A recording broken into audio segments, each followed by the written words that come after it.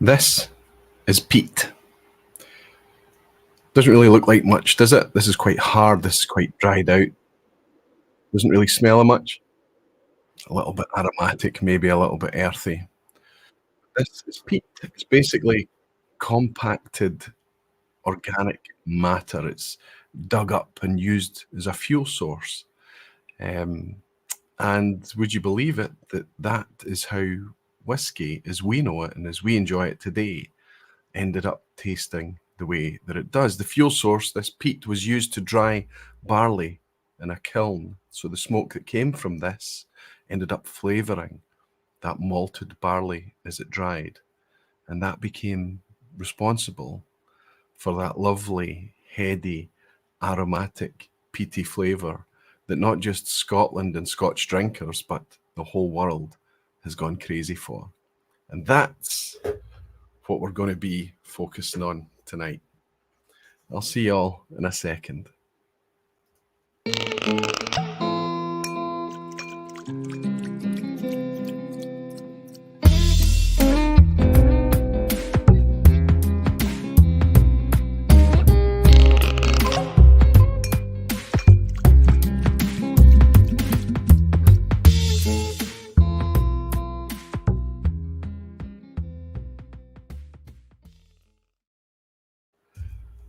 Hello, whiskey folk. Hello, everyone. Welcome. Welcome to Thursday night.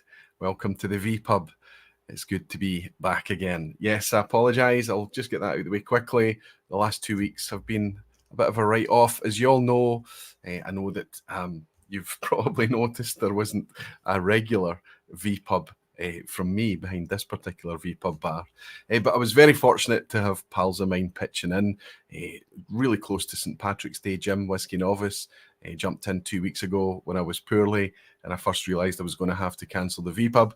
And he did a fantastic job and gave everybody a real 101 of Irish whiskey with lots of insight and opinion. It was fantastic, Jim. You did amazing. Really enjoyable vPub, as did the fantastic Vin down at No Nonsense Whiskey last week. Stepped in at very short notice, 48 hours notice. He stepped in and managed to bring a quiz through Menno as well to look after everyone last week. And again, another fantastic effort from Vin. I'm really grateful to both of you. I'm going to pour a wee dram here because I don't have anything in the glass yet. I'm very grateful to Jim and I'm very grateful to Vin for doing a fantastic job of keeping the vPub doors open. Cheers, guys. Thank you both very much, very, very much. I'm sure that you all thanked them as well when they were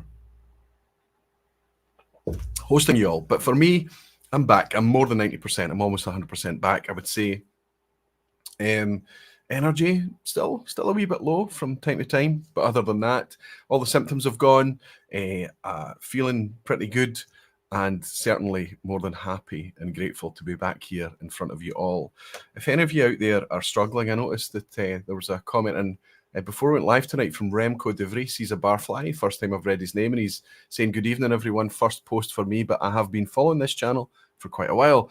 And he says, "And in keeping with the reason why this vPub was postponed, I discovered today I have COVID too." Remco, all I'll say to you is there's nothing I can say. I don't know what your situation is like other than be lazy, rest. Don't feel any guilt about how lazy you're being. Don't try and beat it. Don't try and power through. Just rest and rest and rest. Every time I tried to do stuff, it hurt. It took the energy and wind right out of me. It was really difficult. Fortunately, I didn't have any issues with smell or taste or palate or anything. But I was a wee bit annoyed because after 3 years, I thought that I was maybe impervious. I thought the whiskey was protecting me. I thought maybe I had some kind of genetic condition to protect me against that misery that is COVID. But no, I think it comes for us all, and it finally caught up with me too. I don't really suffer from colds or flus or that type of thing, and I wasn't coughy or sneezy. I was just wiped out, really wiped out, really, really difficult to deal with. Anyway, I apologise. It meant that even though I was kind of okay and testing negative last week, 40 hours beforehand, I'd already agreed with Finn that he was going to take the vPub. So I decided just to relax last week too.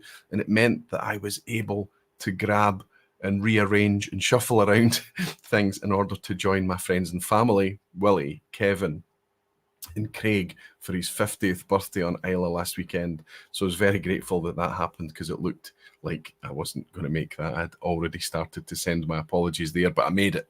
I made it to Islay for Friday, Saturday, back Sunday, and it was great fun too, and I'm really grateful that I was able to do that. Anyway, I'm back here now. Enough talking about the C word. That's the only time we mention it on the vPub.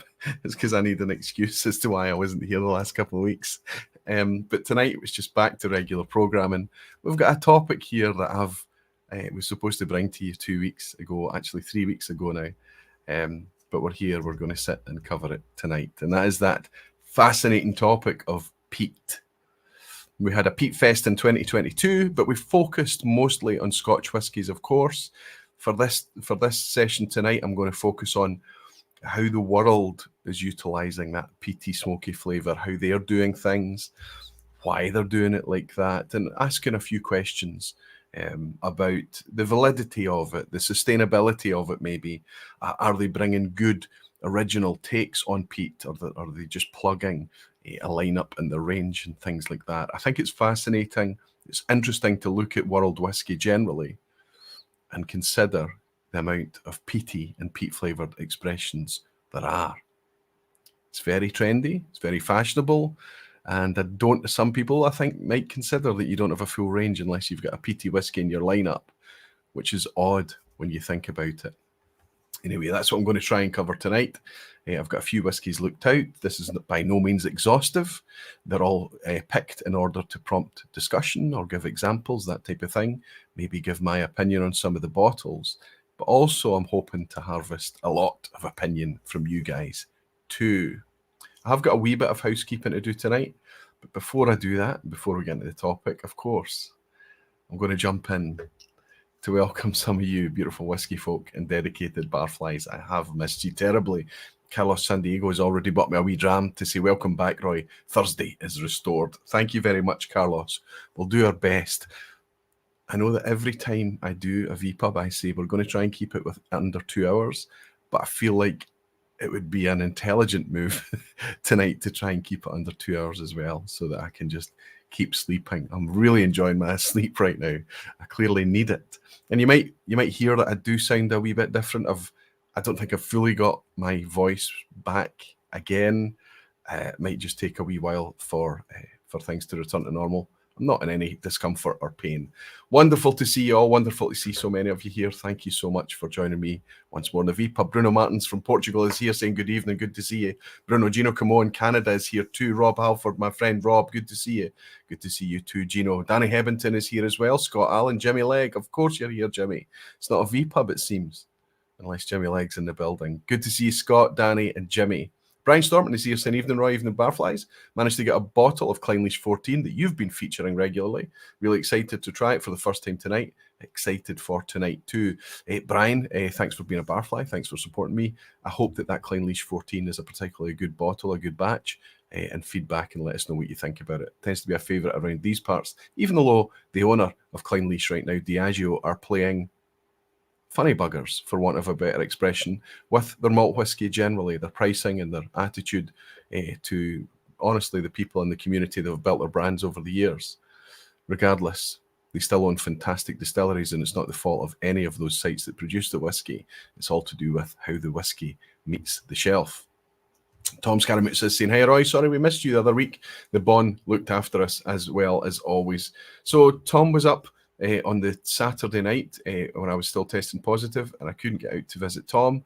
He was up here for a celebration as well. He's stag do. All I was going to do was just meet him up and hopefully bump into him in Glasgow and raise a dram with him. But Tom, I'm so glad to hear you had a good time. Next time you're up, buddy, I'll make an extra special effort. I'm sorry that I missed you on this occasion. And I also missed Ben and Jackie as well. Ben came over from Texas, and the two of them were going to be in Glasgow for a very small window of time. And I've met Ben 2 or 3 times over in Texas, a fantastic guy. And I really wanted to spend time with Ben too. And he went ahead and went into SMWS. But of course, I wasn't able to meet with him. Anyway, enough of that. Apologies. Everything was cancelled. Absolutely everything was cancelled. I couldn't, it was difficult for me even to do things on the laptop. I would do wee spells for 20 minutes, half an hour, and then I would just be so tired. My eyes and everything was sore. Jerry Miller is saying, good evening, Roy. Good to see you, Jerry. Whiskey Mystery. Phil is in. Maybe Phil and Deepa. Fantastic, Phil. Good to see you, buddy. Whiskey Games, Matt Bishop. And as I say, Jerry Miller. Jerry, I think it was you that brought me over a King's Inch peated rye. You might spot it over my shoulder. You might spot that there's only a wee trickle left. And I'm going to make comment on that a wee bit later. Remind me, Jerry, I feel like it was you that brought that over.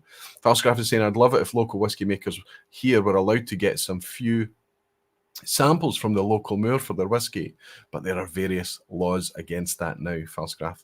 So I'm going to touch upon, I'm by no means an expert on peat. It's sustainability, the current condition of the peat supply, the condition of the peat moors and bogs across the world. I'm going to focus purely on it from a whiskey perspective. Peter is saying, evening, Roy, good to see you and join in the Peatfest. Fantastic, Peathead, good to see you. Frank, as I said earlier, it wouldn't be a Peatfest unless Peathead was in attendance. And Whiskey Lovers Society, that's Gerhardt, I think. He's saying, Gerhardt, isn't it, buddy? I hope that's right. Evening, Roy, good to see you back. He's in Belgium. Fantastic, buddy, good to welcome you in. Whiskey Weekend Dram Harrow's here. I'm on a Campbelltown night, so it's time for the peated batch 7 from Kilkerran. Good for you, on theme with the peat, but still keeping it down in Campbelltown. And Gerben is saying, you were dearly missed, but loved the stand-ins. Fantastic, Gerben. They'll be very happy to hear that. You were missed too, buddy. Graham Young is saying, cheers, Roy. So glad to have you back with us all. And David, UK, is saying, evening, Roy. Good to see you back. Wonderful stuff. I'm not going to be able to keep up with the comments tonight like I always do. I'll just do the very, very best I can. James DeJulio is celebrating being a member of the Barflies for 2 months and saying, really, really 14 months hacking is fun. He's saying it's really 14 months. Of course, because he had problems with his account, didn't he? Martin Fielder is saying, great to see you back and looking good. Afternoon from Texas, Barflies. Good to see you, Martin. I hope you're doing very, very well, my friend, and thank you for your dram. Cheers. Oh, no, it wasn't Jerry. It wasn't Jerry Miller. He's saying, wish it had been me, Roy. I actually just saw a King's Inch for the first time yesterday while visiting Canada. Oh, now I'm feeling really bad. Normally, I put a wee sticker on the bottles or hang a wee label around the collar to write who it's from because it's super difficult to remember, such as the generosity of the community. But that night it was handed to me at the Whiskey Club at Glasgow Whiskey Club, and that's where it was opened and we shared it. So yeah, my brain's a wee bit fudgy. Who could it be? It's going to come to me. It's going to come to me. Kresimir is here. Sniper King is in, saying Aquavite, good evening. Kresimir, I've got some news. For anyone that I owe these sniper coins to from the back when we used to play, is it a Speyside? And of course, Kresimir was the king of that game. He almost ended the game. He won so many of these. These are back in stock, or I've got a small quantity of these back in stock. And so if I owe you sniper coins, there's a very good chance Helen knows that I owe you sniper coins because she's put together a really cool spreadsheet that I can check into and see who I'm delinquent on. But hopefully I can catch up and get those shipped out. But because of that, I was also able to get a small batch of these put together. So you might remember these. These are the acrylic glass toppers. Patrons have already, there should be some left. There should still be some left in stock. I gave these out to patrons earlier, or the link for these earlier. They are a wee bit more expensive than they were. Of course, just the cost of everything. Everything's gone up. The labour's gone up. The materials have gone up. It's just more expensive. But this is a wee velour bag with Aquavite on it. And inside are 6 Perspex glass toppers. They just sit on top of your dram and they keep in all that aromas. They let it build up as the dram opens up in the glass. And as you sip it, you can just easily, with a single finger, slide it off or slide it off as you normally would. The great thing about it is it stops, especially if you're having a wee flight, is especially useful because it stops the aromas from all the different glasses coming out and fouling all the others. Especially handy if you're sipping something that's heavily peated. Anyway, I'm going to drop a wee link in. That's what I should do. That would be the right thing to do, right, to show you how to get a hold of these. They are, of course, they're available for international shipping because I'm not shipping. It's not alcohol or anything. It's just, so if I grab the link for it, I can drop it in as I speak to you. So I don't know how many people are actually needing these. I don't know how,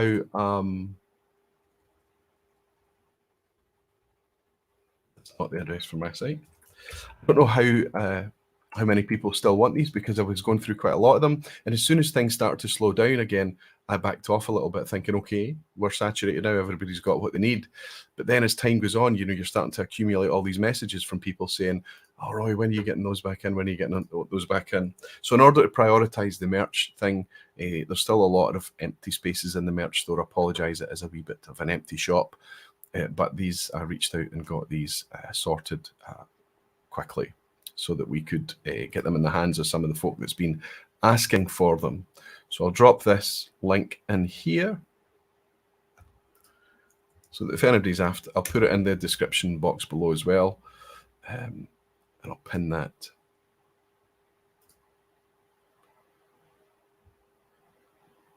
Did I pin the right message? I'm not sure I did. I think I did. It should be pinned now. Hopefully it's working. Good. Jan NC, I think I know who that is. I think that's Janet. I think I know that that's Janet. I won't suggest what her double-barreled surname is, just in case she's being discreet, but she's saying, here's to your good health, Roy. Celebrate the first super chat from Jan NC, so there's a wee notification reminding me. Jan, thank you very much for your dram. It's very generous of you, and I'm feeling great. Thank you. Almost back to normal. Ear Whiskey, there's a name I've not seen in a while. That's Matthias, isn't it? Hello, Matt. How are you? Saying good evening, Roy. What a coincidence. We just began smoking with our own peat at the distillery I work at. Good to see you. Now, that's interesting. I saw Doc sent me a picture of Matt behind. I couldn't even recognize you, buddy. So much more beard than the last time I saw you. Working behind the table of a distillery. Matt, I don't remember which distillery you were working with. It's obviously a continental European distillery, but tell us how you're managing to get your hands on local peat, because it's not easy for a lot of places. Jimmy Legacy saying, I have mine. Speyburn 15 it was, wasn't it? What is that? Speyburn 15 it was, wasn't it? Oh, your sniper coin. Is that what you won on, Jimmy? Is it? Jimmy and his spreadsheet, of course. And Gerben is saying, if you do have them, please take one to Limburg. Oh, okay. So maybe, Gerben, you owned a sniper coin. And Rick DeMeyer is in. Rick, I hope I'm pronouncing your name well. He said, can we talk about the distilleries that do both peated and unpeated liquid, but don't combine the two for a lightly peated one? Think Tobermory, Edredauer, or even Colilla. Rick, I've been asking for this for years and years. It shouldn't be difficult, right? Especially for people like me, and maybe I'm suspicious you as well, Rick, that we love all whiskey. We love unpeated. We love heavily peated. But isn't it nice? A la Ardnamurchan is a good example. When you can vat the peated and unpeated together to bring the peat in as a kind of savoury element. Just that nice kind of soft underlying, lightly peated. Think Bowmore, think maybe Highland Park, think Talisker. Think so many distilleries out there that do it, but not nearly enough. And when you're making unpeated and peated campaigns, it should be fairly straightforward to bring at least 3 core expressions, unpeated, peated, and some kind of medium peat, 50%, 20% peat, whatever it may be. Rick, you've got a great point. I often talk about it here. There's not enough out there that's just kind of comfortably lightly peated. Scotty Mac4 is saying, hi, Roy. I'm heading down to Glasgow this weekend for my stag do. I've asked the best man to have the pot still and bon accord on the tour. I hope your best man looks after you, Scotty, and that looks like a new name. Thanks for being a barfly. It's nice to have you in, and I hope that Glasgow treats you all very, very well. The pot and the bon, if you're a whiskey lover, it's a good place to start or finish any party. Gregor's in. Time for a dram. How do you all? Hope you're well. What's all this peat nonsense? You're into it now. Don't tell fibs. I'll I'll wear my sherry-soaked coat and see myself out. What about sherry and peat? It works well, doesn't it, Gregor? And James DeGiulio is gifted 10 Aqua Vitae memberships. How super, super generous of you, James. Thank you so much, buddy. Thank you. Saying, is that why distilleries use ex-peated casks to add a background flavour? That's one of the reasons, and it's one of the things I want to talk about, because peated casks might seem like an oddball thing, but when you think about what they're actually trying to achieve and how they're trying to achieve it, it actually makes a lot of sense in a lot of ways.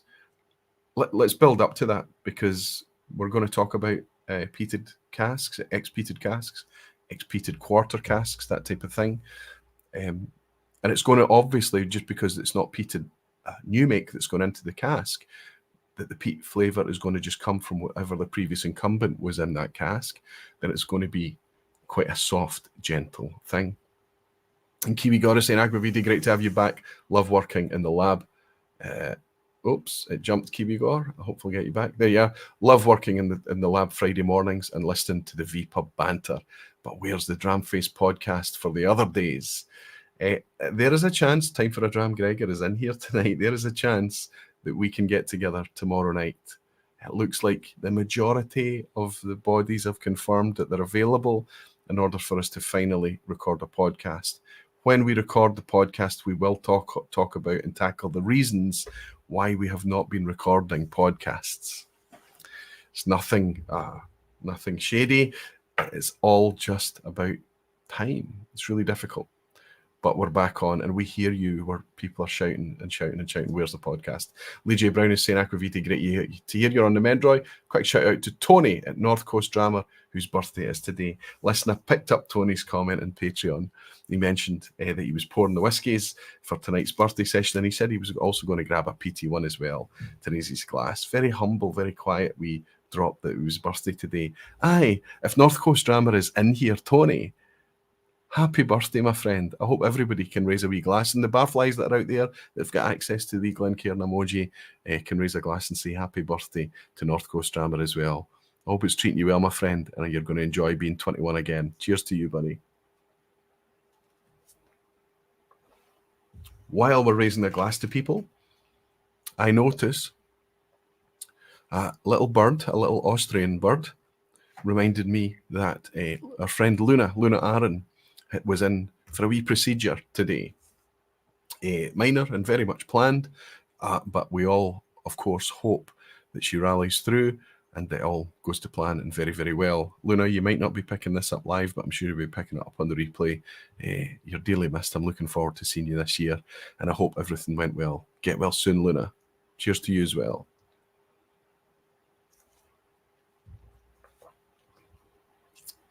What else do we have if we don't have our health? Right. Okay.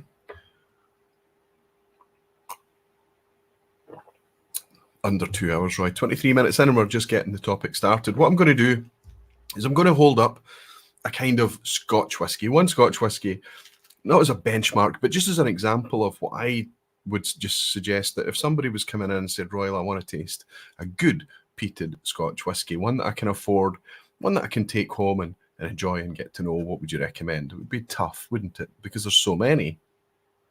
The reason is there's so many that before we even go out into the world beyond Scottish borders, all the core ranges, it seems, are trying to put together a strong lineup that makes them completely solid when it comes to variety.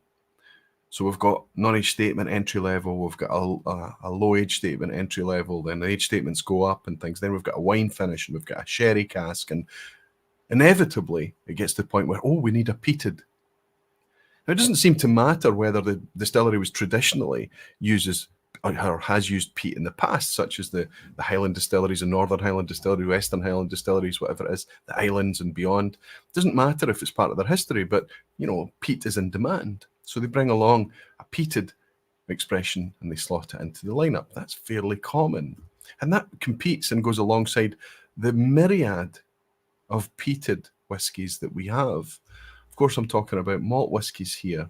When it comes to blends, you tend to find that the peated malt element is used very much as a seasoning. Think Johnny Walker Black or Double Black or Island Green or even Green. Think about so many other Black Bottle, so many other blended whiskies that rely on that peaty component. Most blends do, most Scotch whisky blends do. But if we focus on malt, we're really spoiled for choice. There's just never been so many. Look at Islay, the island of peat, if you like. We've currently got 9 active distilleries on there just now. Portentruan's getting built. Port Ellen is in a very mature state, almost ready to go live this year, I think. It was amazing to see the progress when I was over on Islay last weekend. So that's us up at 11. And then the Islay Boys Distillery. And then there's another one I'm forgetting about. We're going to have 12, 13 Islay distilleries, all producing peaty whiskey to a level within the next few years. And then all the Western Island distilleries are all producing peat. We've got new distilleries popping up just to produce peaty whiskey. We're spoiled for choice. So much of it. So at some point, we're going to have to ask, this takes hundreds and thousands of years to lay down. How much of it is there? How much of it is used by Scotch whisky production? How much of it is needed? And how long can it last? You've probably heard me speaking about peat and the sustainability of it when it comes specifically to Scotch whisky on the vPub in the past. And that is my opinion that if you look at, the bigger companies such as Diageo, Beam Suntory, and they have done the studies into the sustainability, but of course they're commissioning those studies, so they need it to prove that they are sustainable. So you need to look at more than one source. You need to look at the sustainability reports from other agencies, from government agencies, environmental agencies, and everybody that's concerned with the preservation of those habitats, those really, really super effective and efficient carbon sinks that a peat bog is. So you look at it everywhere, but if I'm looking at it compared to the way it's used in horticulture or whatever, it seems that Scotch whisky, the figures that, as far as I can see, is anywhere from 0.02% up to 1% of the current peat that is dug up in the Scottish peat bogs is for the Scotch whisky industry, a single percent. So it seems that if we're kind of going after Scotch production when it comes to preserving peat, then we're really sweating the small stuff there if we go after whiskey first. It's a wee bit like how, we're going to clean up all the litter in the ocean by worrying about the plastic, the microplastic granules that's in our shampoo or our skin exfoliate. It's like rather than legislation changing or government making policies or corporations making decisions that they're going to move away from these things, no, it's upon the consumer to sweat the small stuff, isn't it? It's nonsense. And I'm worried that it can be a wee bit like that with peat as well. But then I sit and I think about it for a while and I think, wait, the peat production and the reliance on peat in Scotch whisky is following the same trend lines as whisky generally. It's exploding. There's more pressure. It's really interesting to hear John Campbell a few weeks ago when he was live saying, okay, but we'll use the same amount of peat, increase capacity, but we just slow things down and we smoke the barley for longer. We use less peat, but do it over a longer period. Or we smoke to a higher ppm, phenols parts per million level, and then dilute it. All of that sounds interesting, but I guarantee you that it's probably going to have a considerable impact on the profile at certain stages, depending on what's employed there. Then consider, where are all these other world whiskies out there, regardless of where they're from? Where are they getting their peat? Where are they getting that peaty flavour? Is it from casks? Is it from peat? Is it from imported peat, local peat? Is it from imported barley, imported malt? And why are they doing it? Is it because they want to represent a traditional method that would have been used local to them? Or is it just that they know that peat is super popular and they want to have a peated expression in the lineup? Because I think all of these things need to be asked. And then if I go through these bottles and share them with you tonight as we discuss these things, kind of draw to a conclusion at the end of where we're at, the variety that we have today. And I want to ask you all, is it warranted? And then after we've answered that, I've got one more question to ask you.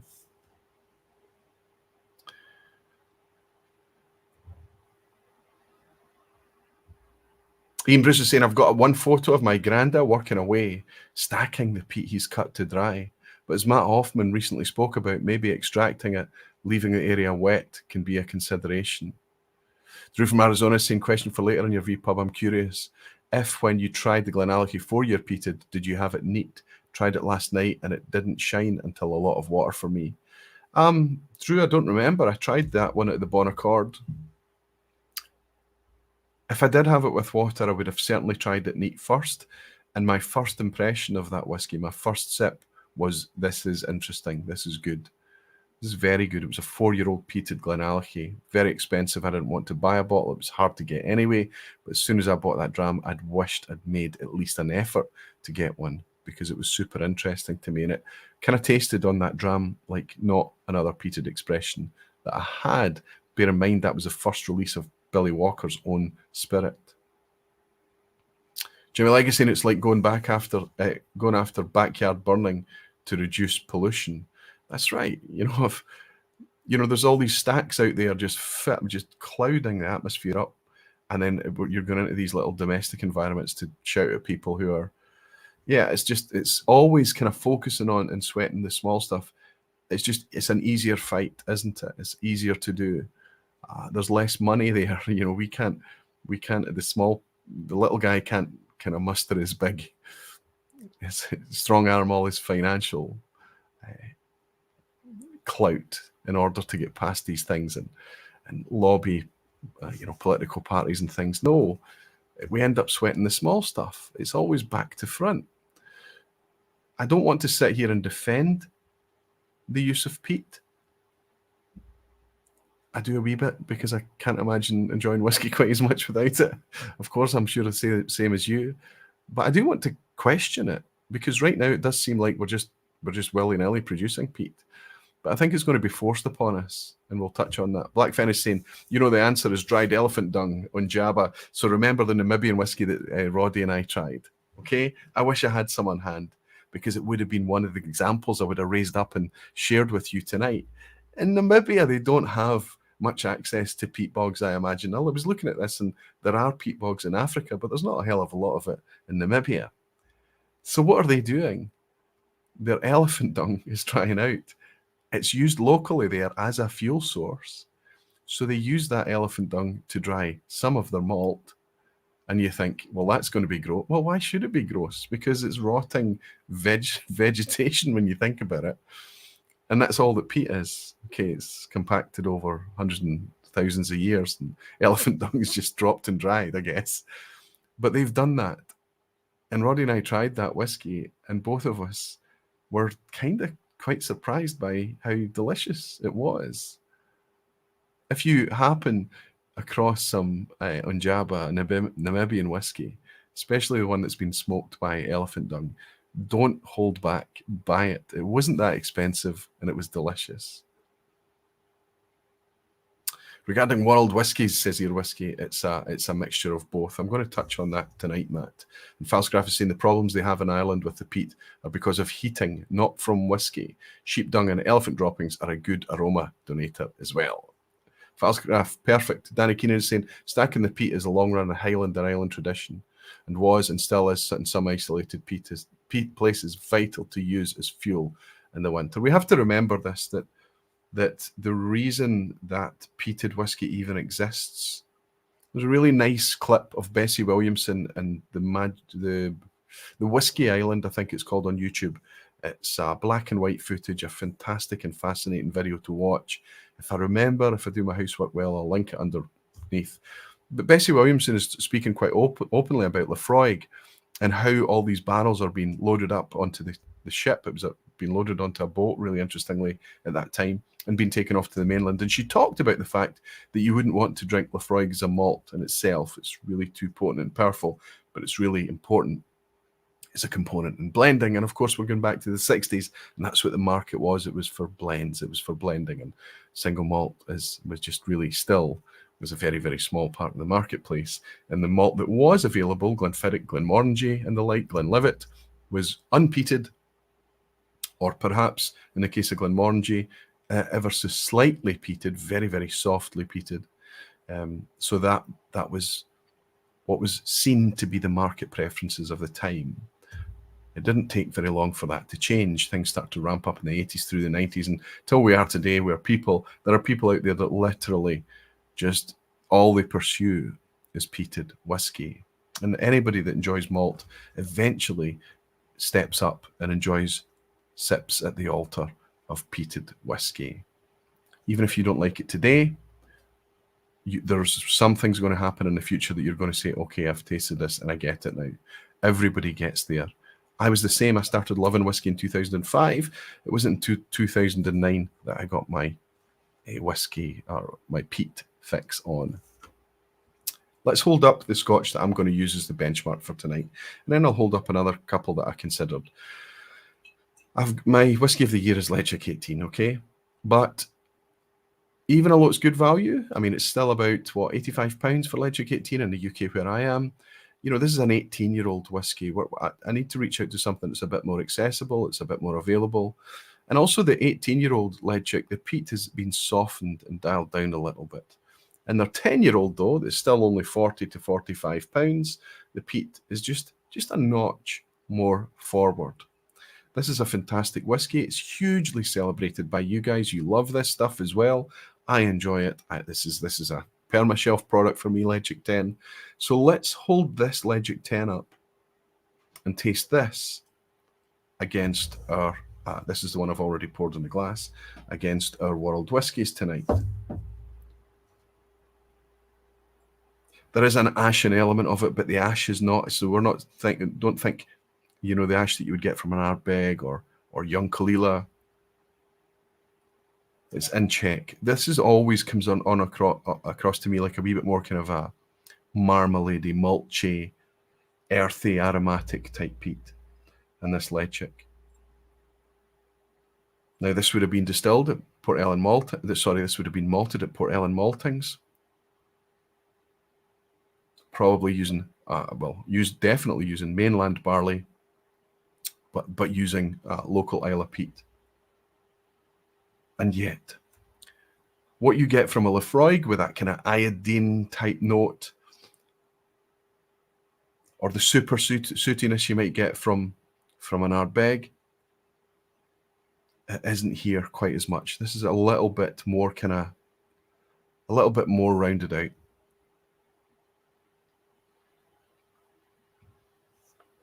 But it is still a heavily peated whiskey, there's no doubt about it. This bottle's been open a wee while now, so it's ever so slightly softened. It's fruity and jammy. The fruit is kind of a red fruit for me tonight. The development goes sweet, it's nice, wee bit of spice, wee bit of chili heat on the end, but none of that kind of menthol blast that you can get, none of that salinity that you would expect from the Southern Islay whiskies or other Islay whiskies. Everything in Ledaig seems to be a bit more contained, and that might be a lot to do with the way it's put together. It might be a lot to do with the vatting, a bit the blending of the individual casks here. But this is just such a perfect kind of example of Scotch peated whiskey. I've not gone to Islay, but the malt in this bottle is from Islay. Other ones I was considering, and you might notice a theme here, I was considering using Kuboken. I've got the 15-year-old Oloroso Sherry Kuboken over there, but there's only a wee dribble left in it. So much have I enjoyed that whiskey. This is one of their creations. This is the Japanese Shochu and Virgin Oak. Actually, the least favourite of my creations from Tomatin. But you can see I'm still enjoying this and getting through the bottle fine. Again, this is soft peat. I think, from memory, the peat in Kuboken is down at the 20 to 25 ppm level, maybe similar to Bowmore or something like that. But the peat in this, Kuboken is one of those peaty whiskies that sometimes you catch yourself not picking up the peat at all. So softly is it done sometimes. And when they're playing around with these fancy casks and things, again, the cask can start to speak up a little bit. Sometimes it exaggerates the peat, but more often than not, it kind of punches over the peat and quietens things down a wee bit. but it's often under the radar when we think about peaty whiskies. Tomatin are making peaty whiskey. They make it no way the same as the rest of the Tomatin range. The whole way that they make that whiskey is completely different, and they've been making it since, I think, the mid-2000s, 2004, 2005, 6, something like that. They've been making it a long time now. Well, we know it says because they've got a 15-year-old now. But we sometimes forget that Tomatin are making that up there in the Highlands. Then we've got new distilleries popping up, not just on Islay. Torrevieja, this is the Haute Guyane. This is the core range just now. It's the core range for the rest of this year. It will be discontinued this year, but don't worry, they're going to be replacing it from an evolution of the Legacy Series product. We don't know what it is yet, but this is fully natural, 46% ABV. Look at how gorgeous that is. And we can celebrate the colour of this whiskey because they tell us that it's natural. And listen to this ridiculously transparent. There's not a lot of labelling on this. There's not a lot of real estate here, but they fit a lot in. Can we just celebrate this for a second here? Heavily peated single malt whiskey made with a mix of Concerto and Laureate malted barley with an in-grain phenols content of 77 ppm. So the malt content is 77 ppm. That's high. Our beg is typically 50 to 55 as an example. Fermented with Pinnacle MG Plus and Saf Spirit M1 yeasts. So they're even telling us the yeast varieties that they use. Aged in first fill bourbon and refill whiskey barrels, bottled at 46% with no chill filtration or colouring, and the residual phenols, this is crucial, residual phenols of 17 ppm. So the malt, the grain itself, the malted barley is 77 ppm, but what actually, after process of mashing, fermentation, distillation, what makes it into this bottle is 17 ppm. So to our palate, 17 ppm is very high. Phenolic content is high because Torrevieja is heavily peated whiskey. Bloody good whiskey too. And here's another one that I've come round to really enjoying as well. On another island, completely different place. Similar recipe though. This is Lag. It's not gonna, doesn't want to focus. There we go. You can see I'm enjoying this one as well, despite all the whiskey I've got on the shelf. This is one of my favourites. This is actually their sherry cask. I'm really enjoying this XL Rosso product, 50% ABV. It's really quite a bold, heavy spirit. I've spoke about Lag in the past. Completely different take. I don't think there's much else like this out there right now. This is still, it's going to be one of those whiskies that I think in the future you're going to be thinking back as it gets tamed over the years. You're going to be thinking back about how big and loud and shouty this whiskey was. This is one to savour, and it's one to savour now, today. It's not a perfect whiskey. There's edges and knees and elbows, as I like to say, on this whiskey still, because it's still so young, but it's super interesting, and it's very, very heavy, bold, robust, thick, and even oily. Now you notice in all of these, I've not even touched Islay yet. I might be touching Islay here, I'm not really sure, but I really don't think so. I've actually got a breakdown of what's in these whiskies somewhere, I think. But this is a brand new whiskey right on the market. This is Noble Rebel, which is a blended malt. This is from Loch Lomond Group. We brought out 3 varieties, an Orchard Outburst, a Hazelnut Harmony, and this one, Smoke Symphony. 46% ABV. It's not an age statement, but this one, their Smoke Symphony, they've finished in Rioja casks. Very similar, actually, to the Sinclair series from Lechick, right?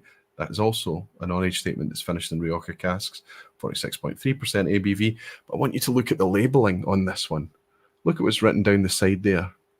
Non-chill filtered, natural colour. Again, the transparency is on the label here. The only thing that we don't know is the age of the whiskies. But we can celebrate this as being natural whiskey, and we can taste it and decide whether we like it or not, and care a wee bit less about the age. I'm just getting to know this. I don't have an opinion fully formed on this, but it's very positive so far. I've had a couple of drams out of this, and I'm enjoying it. I've poured a couple of samples off to send elsewhere too. So even when there's a core range brought out, 3 whiskies from Noble Rebel, you've got a fruity whiskey, you've got a nutty style whiskey, and of course you have to have in the range a peaty whiskey.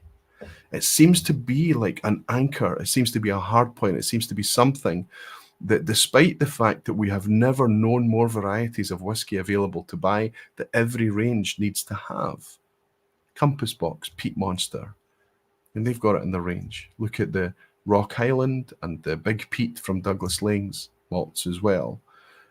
Also, what's the one from Weems malts? You'll maybe be able to remind me because I've got a foggy head still. Peat Chimney. Is that what it's called? Peat Chimney? Something like everybody's got it in their core range. They're all putting this PT expression in the range. So this is happening everywhere that we go. If you look over my shoulder here now, just as an example, just as backdrop, we've got an Irish peated Connemara. We've got Millstone peated PX rye from Europe. We've got Stauning from Europe as well. So we've got Dutch whiskey here, and we've got Danish whiskey. Shelter Point from Canada. Okay, this is Shelter Point is using peated casks, as is that Lot 40, which is a peated rye. This King's Inch, interestingly, is also a peated rye, an absolutely delicious peated rye. And to the far end there, we've got McCarthy's. McCarthy's, I think everything that's made at what used to be Clear Creek, but it's now over at Hood River now, right? I think everything that they make now, I believe, is peated. And that's the West Coast US. So there we go, right across the globe. And we've got peated whiskies. And I've got a shed load more. Let's start with that McCarthy's. This is their 6-year-old expression, which is a core range, I believe. That one over there is a single cask. Both of these came to me from Jay Chung when Jay was over. I've had McCarthy's in the past as well, gifted to me too. It's not easy to get in the UK, but it is available. You can find it here. I might have to pour quite a few different whiskies tonight, so I'm only going to pour a wee drop of this. But let's compare it to our lead chick. Let's take a nose full of this lead chick.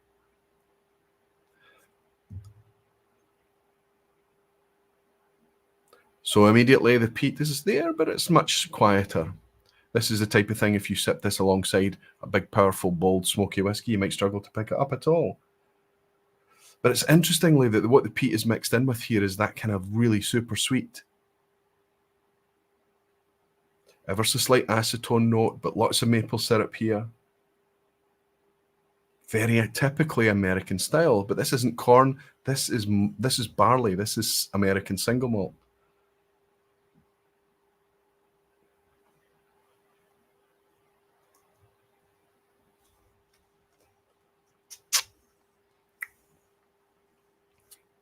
Peat comes through a wee bit on the palate. It does. More than it did on the nose. That was more than I expected. Comes across like a wee bit of a savoury sweetening, a savoury additive. I think this is the type of whiskey that you would sip the lead chick alongside and it would make the lead chick taste a wee bit salty.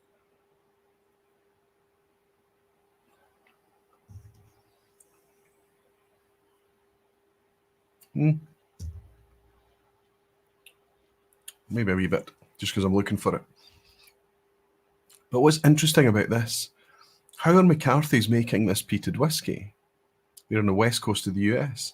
We've got here 100% peat malted Scottish barley, barrel aged in Oregon oak, distilled and bottled by Clear Creek Distillery, Hood River. Okay, so what's interesting here is that they are buying the malt, the peated. Now, McCarthy's are a small concern. A lot of the distilleries I'm going to be speaking about tonight, we have to remember scale here. We're not talking about 6 million litres from Kalila. Not talking about 3-4 million from the likes of Lefroy and Bamore and 2-3 million from Lagavulin. We're not up at that scale. We're at very, very small scale here with McCarthy's. But all their malt, they're importing from Scotland. This is Scottish. So they're going to a maltster in Scotland and they're saying, we would like your barley. We would like it peated to this fennel content and would like it shipped out to us. What I want to ask about that, and I've got my own answers, but I'm going to hold my own answers till the end. What I want to ask about that is what makes that an Oregon whiskey?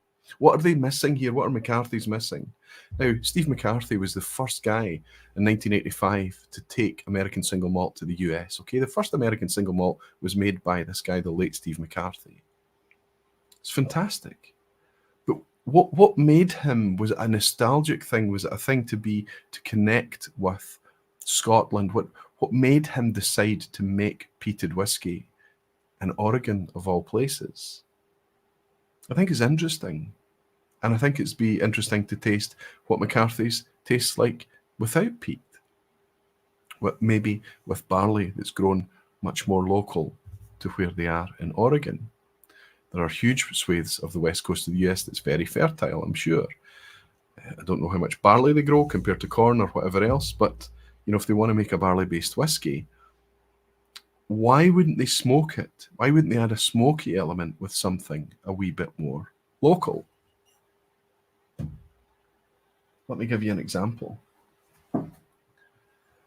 This is not whiskey, what I'm about to hold up to you just now, but I love this stuff.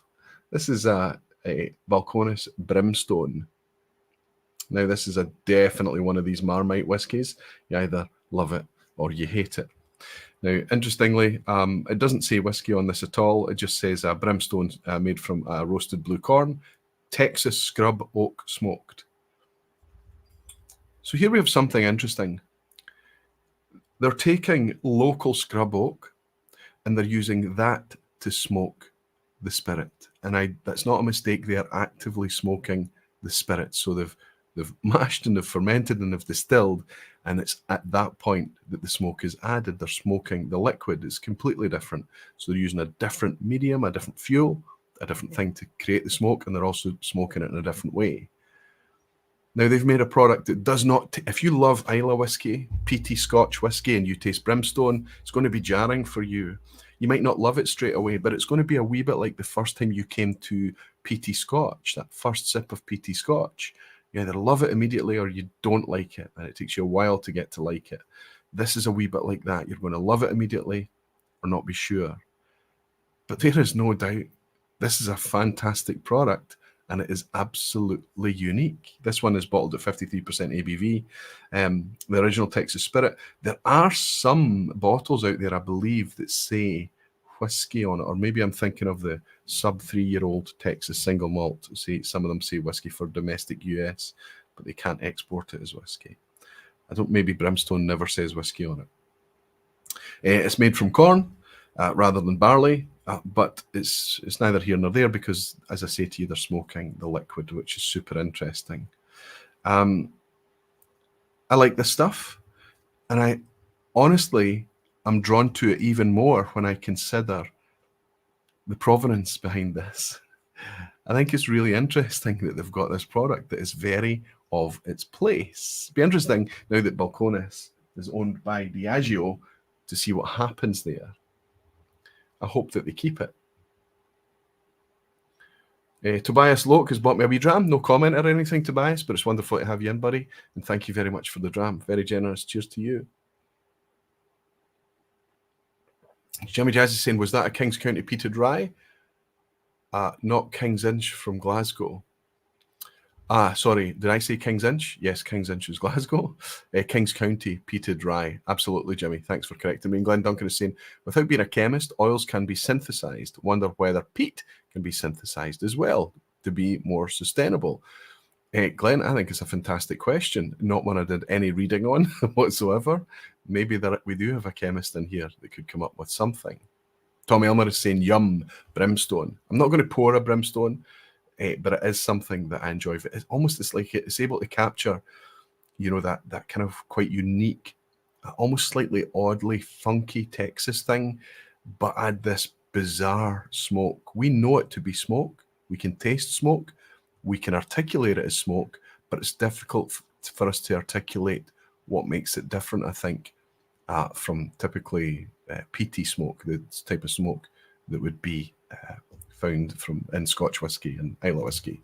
Jim Whiskey Novice bought me a dram as well. Thanks very much, Jim. I did say raise a glass and say thanks earlier, to say thanks for hosting the vPub 2 weeks ago. But he's in, he's saying, cheers, Roy. Good to see you back, my friend. It's good to see you in as well. Whiskey Novice, Jim. Thank you very much for looking after all the barflies, buddy. You did a fantastic job, you and the crew. Cheers.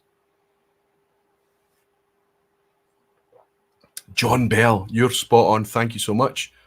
Jerry Miller, John Bell. Oh, I kind of half forgive myself with the J thing. It was John Bell. John Bell came along to the Glasgow Whisky Club and he gifted us that bottle. Jimmy, thank you, and apologies to John. Fernando saying, evening, Roy, evening, everyone. A wee bit late today, but glad to join you. I hope you're doing great. I'm doing okay. Doing okay, Fernando. I hope you're doing okay too.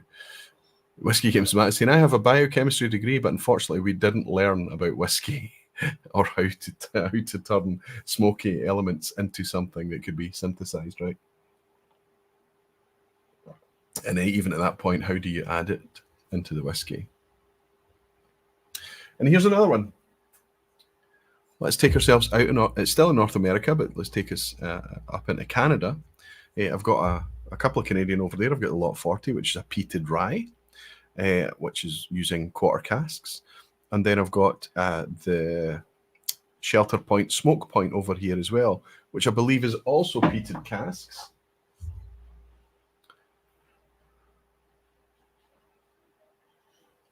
American oak.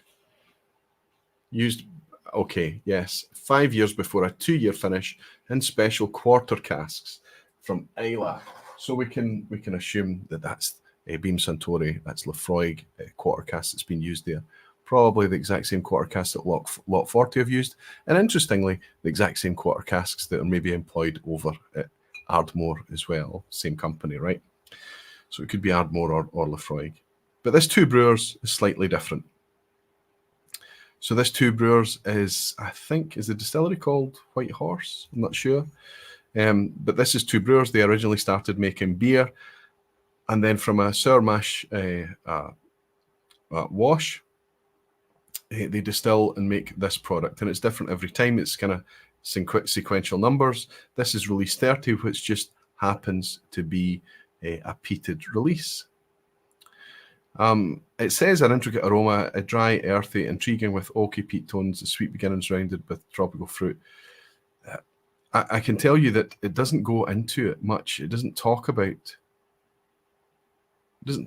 how this is made.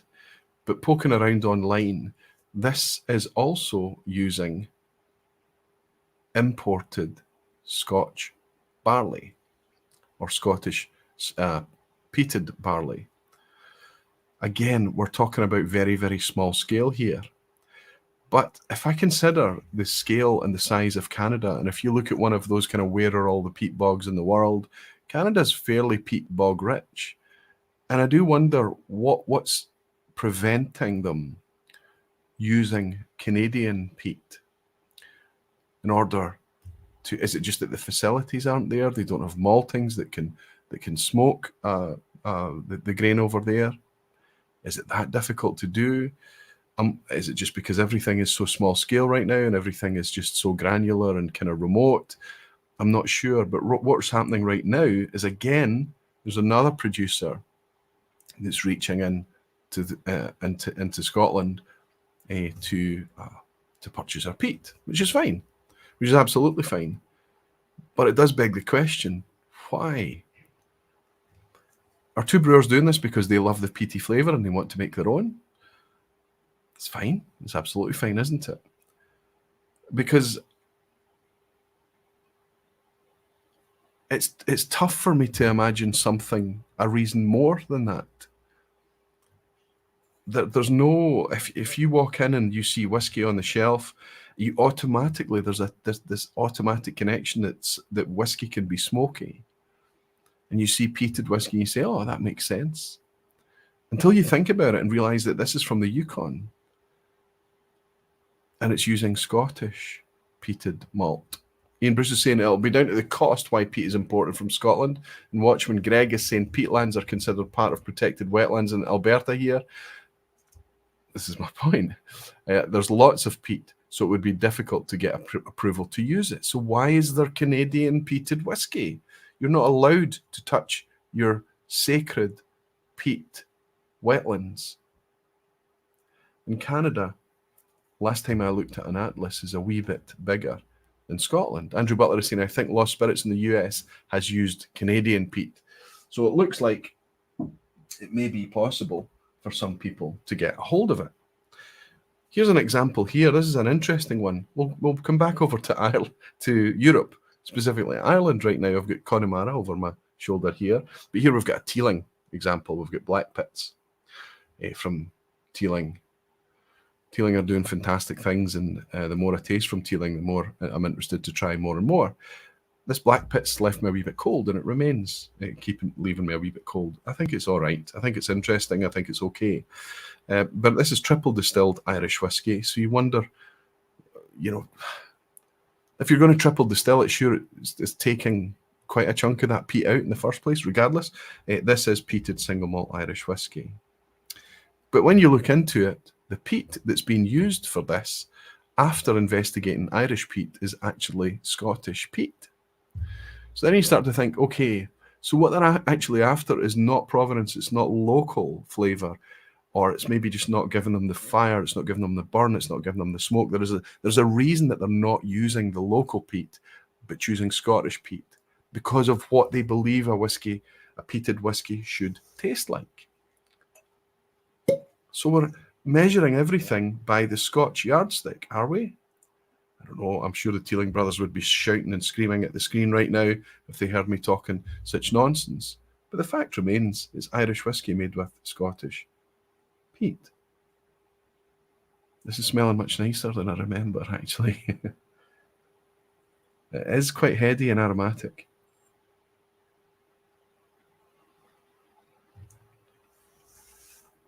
And the peat is quiet, really quiet. Maybe a wee bit in the finish. Quite a nice texture, quite a nice mouthfeel here. Longer finish. This is opened up in the glass in the bottle, I think, a wee bit. This is better than I remember. There's a slightly sour note here, sweetness. Quite a nice finish. This did leave me cold originally. I think sipping it tonight, it's a very nice night. I'm sipping it alongside other peaty whiskies, and it's kind of making a wee bit more sense. It's only about a third of the bottle out, so I haven't really given this a chance, to be fair. 46% ABV and otherwise all natural. It says non-chill filtered on the label. Doesn't mention anything about colour, but in a black bottle, it would be very naughty if they coloured it. It'd be nice if they told us it was natural colour on the label, though. This is obviously using bourbon and a wee bit of Sauterne in the mix too. Maybe that's where I'm getting that slight sourness from, slight tartness. Anyway, again, an Irish whiskey using that Scottish peat. And things start to get ridiculous. Let's look at this thing here, Paul John from India. This is their edited. Okay, they've got other editions out there, brilliance, in bold, specifically bold, which is, I believe, more peated than this. But the edited is a lightly peated example, 46% ABV. I quite enjoy my Paul John whiskies. I really do. I got on quite well with them. And I've quite often used Paul John in blind challenges and things. People are often quite surprised to hear that it's an Indian whiskey. Paul John do not import Scottish barley. They import Scottish peat. So the peat, literally, that's dug up, they ship over to India and smoke the 6-row barley that Paul John use in their whiskey. So they're actually taking the peat from Scotland. There must be something somewhere on that continent, in that country, that's a wee bit like the scrub oak. There must be something that means that they don't have to rely on Scottish peat, surely. Now, Paul John have defined a style that relies so heavily on Scotland. Now, before anybody says anything, I'm going to come to this conclusion at the end to talk about this. But it's interesting to think about. Paul John are not alone. Think about Amrut with their fusion as well. Although it's slightly differently. They're not importing peat. They're taking out Scottish peated malt. So it's grain. Don't ask me what difference that makes in terms of carbon footprint, sustainability, whatever it is. But it tells you that they need that Scottish peat to give them that flavour that they want for that whiskey. Greg's Whiskey Guide is saying, the solution to that peat shortage for ecological reasons, Aquavitae, is now for some to smoke something with beech trees, their malt, instead of peating it. Does it work? Not always, in my opinion. Well, a bit like, I imagine, that brimstone, Greg. In your opinion, maybe the first time you tasted, I don't know what you think of that brimstone, but the first time that you tasted it, if you were thinking it was going to be like a peated malt, you would instantly taste something that is smoky, but not anything like a peated malt. It's corn whiskey to start with, but of course, what they're using for the smoke and how they're imparting that smoke is completely different.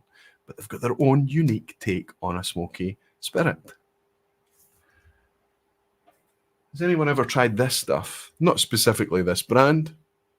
This is Gusto Histórico. Sorry about my Spanish or Mexican pronunciation there, but this is Mezcal. This is agave-based Mezcal.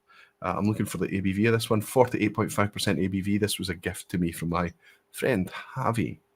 This is fantastic stuff, and you can see I'm quite happily getting through this, and I like to pour this every now and again as a kind of calibrator, as a readjustment.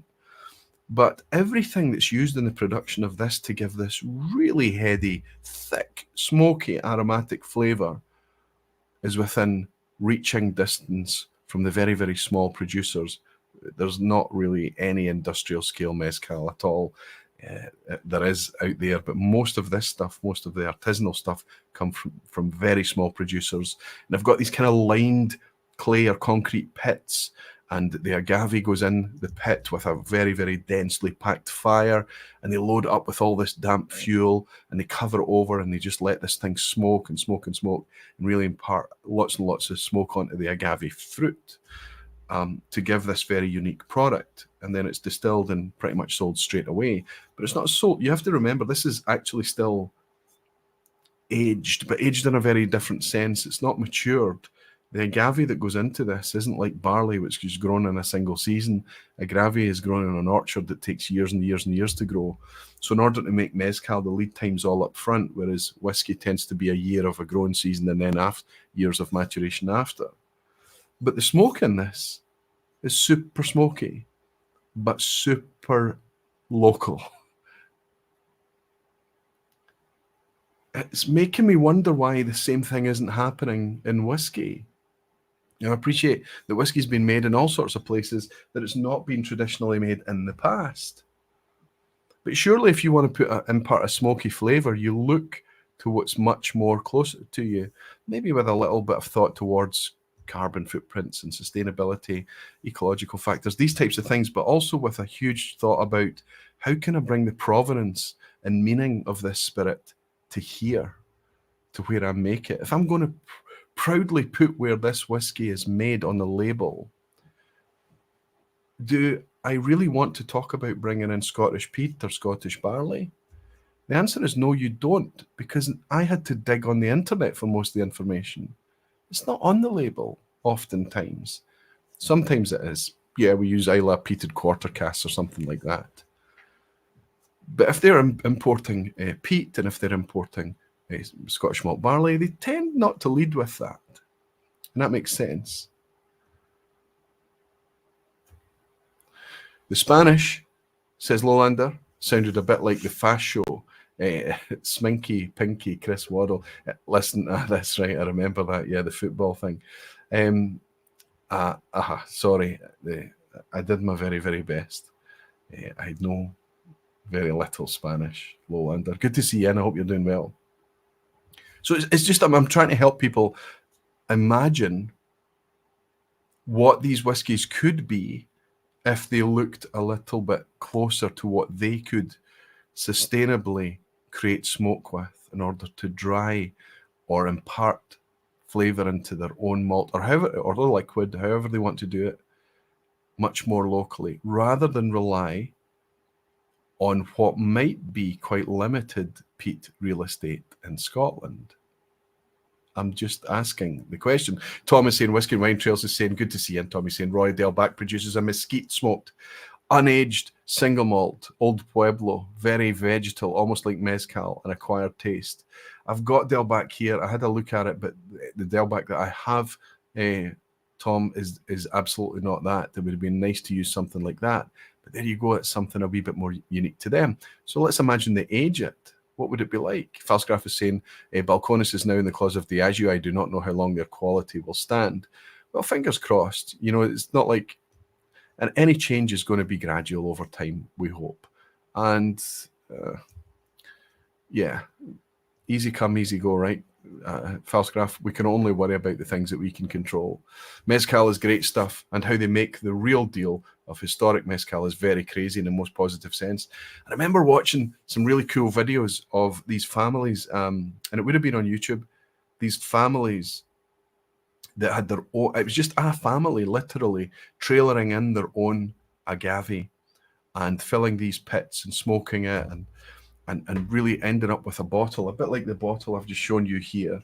This would have been probably labeled by one of those very, very small producers and then and selling this. And that's how they sustain a living. It's all very granular, very, very small production, and being fascinated by it, just fascinated by it. And I remember thinking, you know, it'd be nice to try that. It'd be nice to. And now I've got a wee bottle here that I can sit and enjoy. And encourage anybody, if you can get your hands on reasonably priced, good quality mezcal, it's an acquired taste, just the same as any whiskey is, but it's worth it. Danny's saying low under Aquavita. He needs to do that on his next Spanish recycled review. Speak a wee bit of Spanish. Peter Lee is saying, nice to see you back. Nice to see you in too, Peter. I hope your shift was kind to you tonight. And Ander Garcia is saying, hablas muy bien. No te preocupes. So, Ander, are you well, you're a Spanish speaker, clearly. Okay. I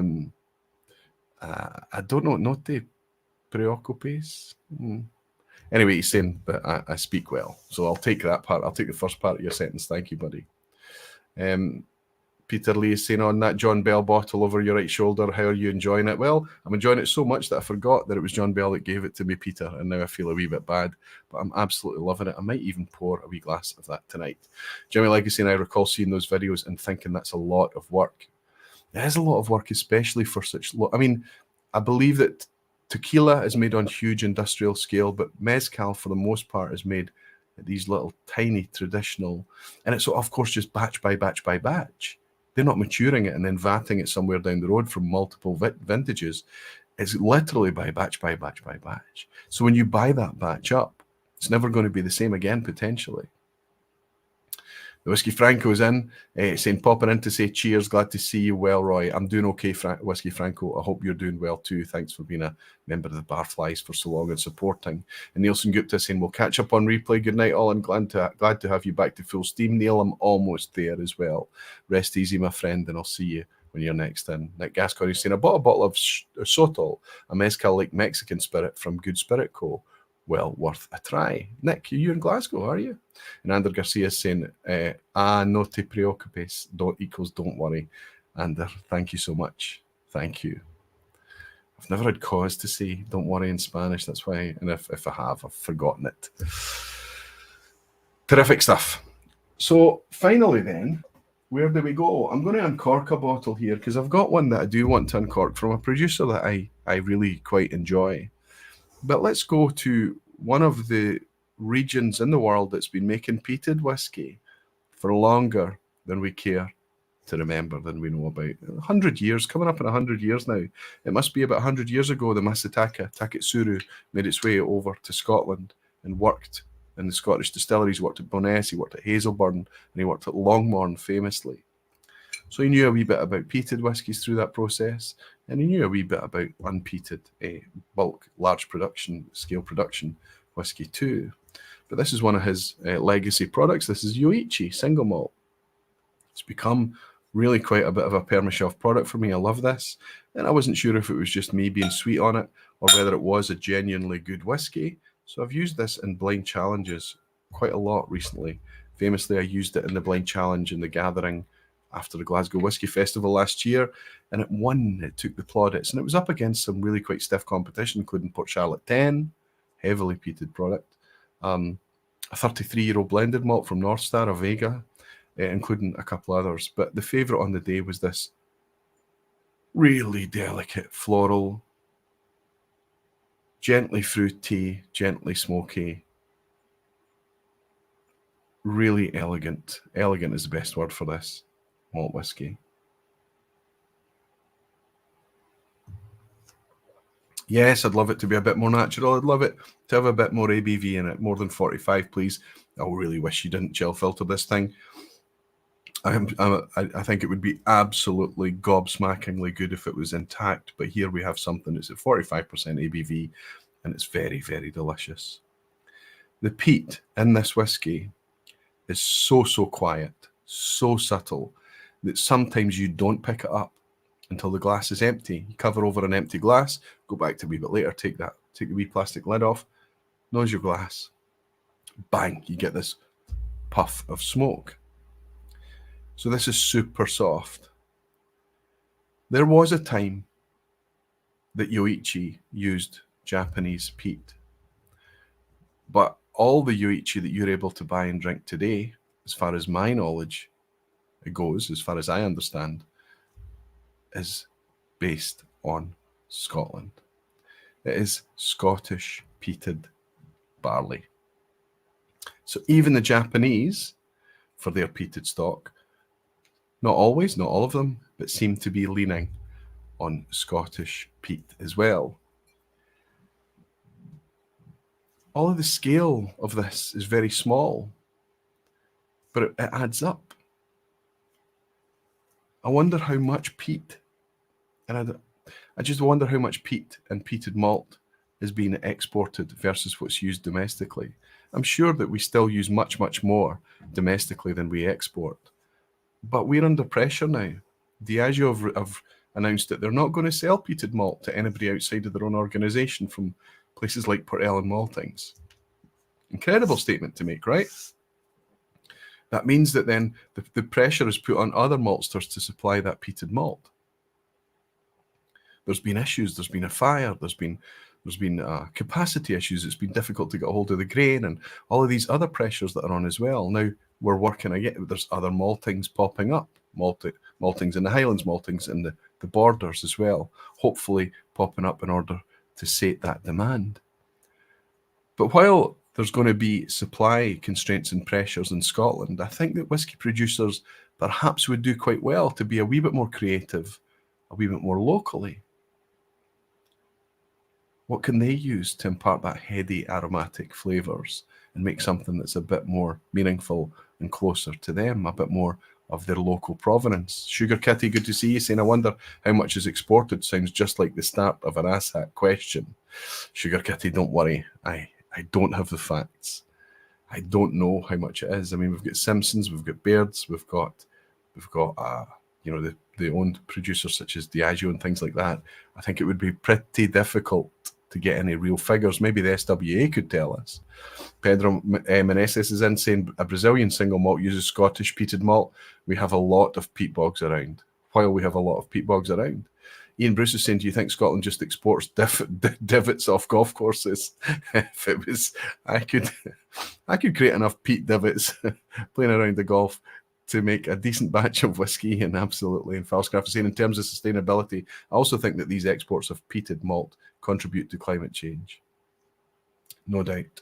Grace Whiskey is saying Yoichi uses Scottish peat, but direct fire his stills with coal, so it might add something specific to its style. I think besides, they are sometimes using heavily peated malt. Got one whiskey like that. And 60 Hertz saying, Aquaviti, I'm distilling a single malt tomorrow with Baird's heavily peated barley, all the way from Inverness to New Zealand. 60 Hertz, that looks like a new name. It's wonderful to have you in. Sounds like 60 Hertz, but it's Hertz. It's good to have you in from New Zealand. Which distillery are you distilling at tomorrow? Okay, I'm going to do a wee uncorking here as well. I bought this specifically for this wee vPub tonight. This is a distillery that I've come to really quite enjoy. I've had other expressions from them that I can spot a bottle of their Ove, which that should be in the next recycled review because there's a tiny wee drop left in it. So maybe empty that for the next recycled review. I enjoy this stuff. If we look at the box here, it tells us that this is Timmer from High Coast Distillery. It tells us lots of stuff. It tells us about the altitude. It talks about its home in northern Sweden. It talks about dark, cold winters. It talks about a beautiful river outside their front door. It talks about all of these unique natural things and genuine passion. And then it goes on to talk about in the next paragraph, this peated single malt was matured in first fill bourbon hogs with finest high coast spirit, Have a sip, feel the warmth of our bright summers and the cold. Now, their marketing department just neglected to talk about the fact that they also rely on Scotland for this peaty flavour in this whisky. And yet so much of the copy on that outside box is used, no pun intended, box, they used to be known as Box Distillery High Coast, is used to talk about the provenance of the locale of the area. And yet, why is this happening? High Coast, I love you. I've loved all your whiskies so far. It's fantastic stuff. Decent value too. And can I just hold this wee bottle up to let everybody see how classy and straightforward the packaging is too. Very pretty. Nice little elegant logo there. Very straightforward. It says on the front here that it's natural colour and unchill filtered, even though it doesn't want to focus on it. Sometimes I need to tap this camera. It's not very happy depending on the light, right? But there you can see it says unchill filtered, no added colour. And it's bottled, this Timber Expression is bottled at 48% ABV. Oh, synthetic pop from a synthetic cork, which is fine.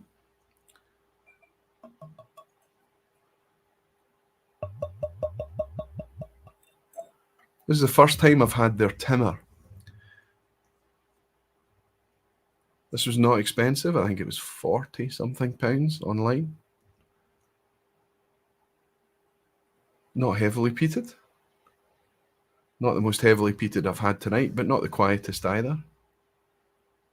It's a neck pour. We can't judge this whiskey from the neck pour. But this is very green apple, white grape.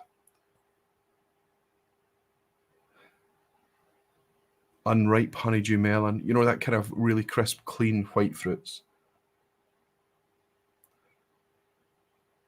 There's a wee bit of a light, minty, mentholy cleanliness to it.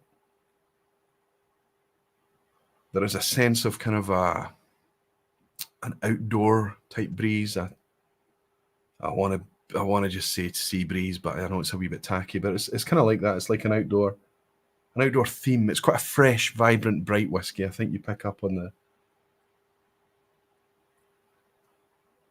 smells a wee bit young, but it doesn't taste. It's not sharp and tart and jagged. It's just kind of. It's clearly whiskey. It's malt spirit. It's young.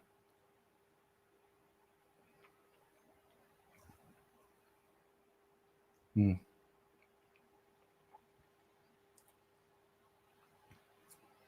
does taste a wee bit young too. The development goes straight into spice. Lots of nice white spice, white pepper. A wee bit of creaminess in there too, a wee bit of milk chocolate. But the overall feeling here, the overall sense of this from a neck pour, this is quite a young spirit. Sub 10 years, don't know. But it's clean, it's super clean. Super clean. And on the palate, I didn't even notice any peat or smoke. It's going again. It's on the nose.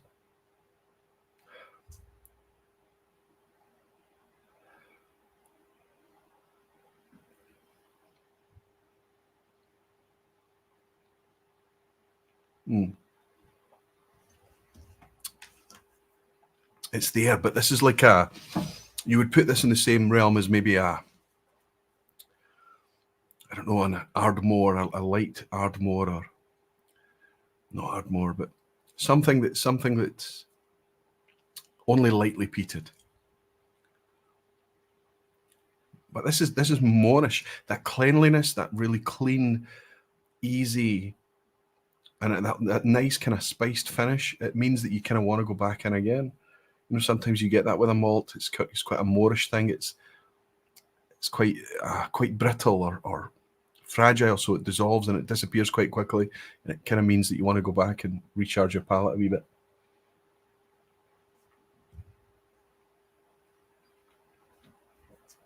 So it arrives creamy, develops, goes kind of spicy in the mid-palate, peppery, and just kind of fizzles away. But there's no saccharin or bitterness or odd oakiness on this finish here. This is a clean, solid, rock-solid whiskey. Again, something that I'm probably going to quite enjoy pouring for people who will not spot this, despite it being a European whiskey from Sweden, will not be able to pick this easily from Scotch. It's because of the way it's made, and obviously because of the ingredients that's used. Again, they're relying on Scotland. I've had some drams come in, I can't miss these. Oh my goodness, quite a few. Mash and Drum. Oh, good to see you, fella. How are you keeping? Jason, Roy, how are you, my friend? Sipping on some Boona 12 cast strength. Always fun to catch your vPub slancher. Listen, is it the 2021 or the 2022? If it's the 2021, I would imagine that you're enjoying it. But if it's the 2022 Boona 12 cast strength, it's really, really delicious. It's fabulous. 2021 was, 60 Hertz is saying I'm distilling in my garage legally. Of course you are, because you're in New Zealand. I hope you watch my friend Jesse's channels and over on Still It. Fantastic guy, great guy to hang out with as well. Whiskey obviously saying it just annoys me that I used to go and dig and bag the stuff, and now I ain't allowed. The smell of turf fire is something I'll never forget and wish everyone could enjoy. So there we go. Even locally to Jim in Northern Ireland, you're not allowed to dig peat anymore. And the whiskeyographer is saying, I'm pretty sure there's an environmental factor involved in this as well. Peat bogs are fantastic natural carbon store and are usually protected landscapes, so can't be used. It is literally, it's difficult to find a more efficient carbon store than a peat bog. That's the issue here. We can argue as much as I have done in the past on this very vPub, talking about how little peat is actually used to flavour whiskey. And that would be true versus other uses such as fuel, large-scale fuel, horticulture, garden compost, all of that type of thing. But we are still using it. So we need to use it responsibly. We need to be aware of our use. And I think it's a wee bit nuts if we can defend the fact that we have defined the flavour of a spirit over 300 years and more, 400 or 500 years potentially. It's been defined by the use of that peat as a local fuel. But if we're digging up that peat to malt barley to be exported all over the world, or digging up that peat to literally export that peat all over the world because the local environments won't allow it, that's odd to me, and that cannot be sustained. It just doesn't seem to make a lot of sense when you think about it. A lot. Dribs and Drams is saying, when I bought my Timmer, I was actually looking for a Berg. No regrets, though, great juice. I don't think I've had the Berg. I've heard the Ulv. I think there's one more. Am I right, Dribs and Drams? You can correct me on that. I can't see it from where I'm sat. And 60 Hertz is saying, I typically use New Zealand barley that is peated with the southernmost peat source in the world. All local from grain to glass. Very different profile to Baird's. So is it better or just different? Super interesting. Great to have you in. Henrik Schmidt is saying Timmer means timber. I read that on the label. It told me that on the label too, buddy. It told me that, Henrik, but it still didn't fess up to the fact that it's using Scotland for its flavour there. Brian Cabayas is saying, good day, nice to see you're well. A Starboard Aussie straight malt called Unexpected release 48% using fresh ex-Islay barrels to finish a wine-matured whiskey. Fruity and the smoke is just in the background. See, this is interesting. This is using the casks, a wee bit like that Lot 40 over there, a wee bit like that. That's that shelter point.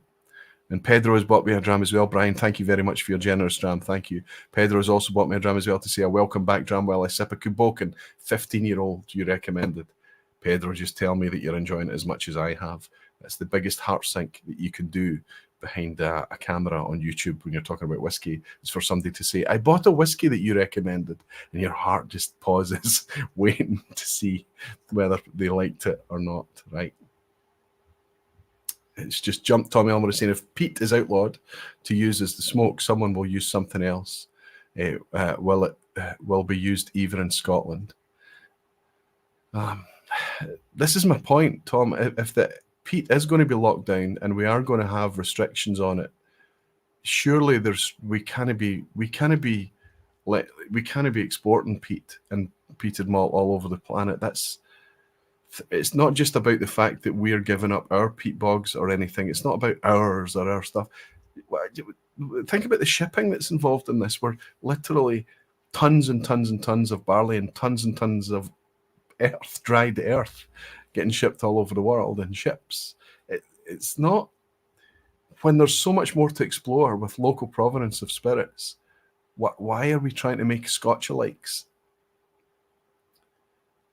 Greg's Whisky Guide is saying have or al expressions are sometimes also available here, but not Berg, which is a rich sherry matured whiskey and 50 cl only, so quite expensive and limited. I see, Greg. Okay, so here's what I want to say. Here's how I want to finish this thing out, is by saying that, look, we love our peat, we love our smoky, we love our aromatic flavors. We love it, we love it, we love it. We understand why everybody wants to have it in their range, or we want to have it in their lineup wherever they exist. But we also have to remember, as we make Scotch whisky, that symbiotic and trading relationships, it's ridiculous how this global thing is made here, but we still rely on, not all barley that's used to make whisky is made in Scotland. Some of it's from Europe and beyond. Some of it's even from England, believe it or not. A lot of it is from England. Turns out that the climate in England makes and grows fantastic barley. Some people insist on using only Scottish barley, fine.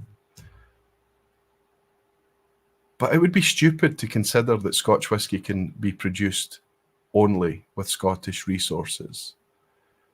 Barley is a huge element of the flavour of Scotch whisky. The process that we use, the yeast that's used, all of these, this is very important. How that barley is handled, whether it's peat smoked or not. But consider one of the biggest components in Scotch whisky is the cask. I can tell you that if we were to try and put a number on the amount of Scottish oak casks that's used to mature whisky in Scotland, it wouldn't even register, it wouldn't even nudge the needle. It is fractions of a percentage. It's tiny, to the point that if you do find a Scottish oak matured or even finished product, it tends to be very, very expensive. So we can't produce whiskey and say that we are going to lock down, we're just going to look after ourselves, we're going to do our own thing. We know that making whiskey and the world boom of whiskey needs these symbiotic relationships, these trading relationships. Scotch whisky would be ended overnight if we couldn't get our oak from America, if we couldn't get our wine casks from Europe or wherever else, or we couldn't get our European sherry casks. I know how rare and expensive they are, but just consider that. So this isn't an argument for, yeah, it's got to be Scottish, it's got to bring it home. But everything that we do, whether it's buying a cask or whether it's exporting peat or barley, has to be done responsibly. And by that I mean it has to make sense. There has to be a reason for it. It has to be justifiable. And I think that in the rush to be fashionable and have a peated product in the lineup, or to be a Scotch alike or whatever it is, I think that there's maybe some things being missed.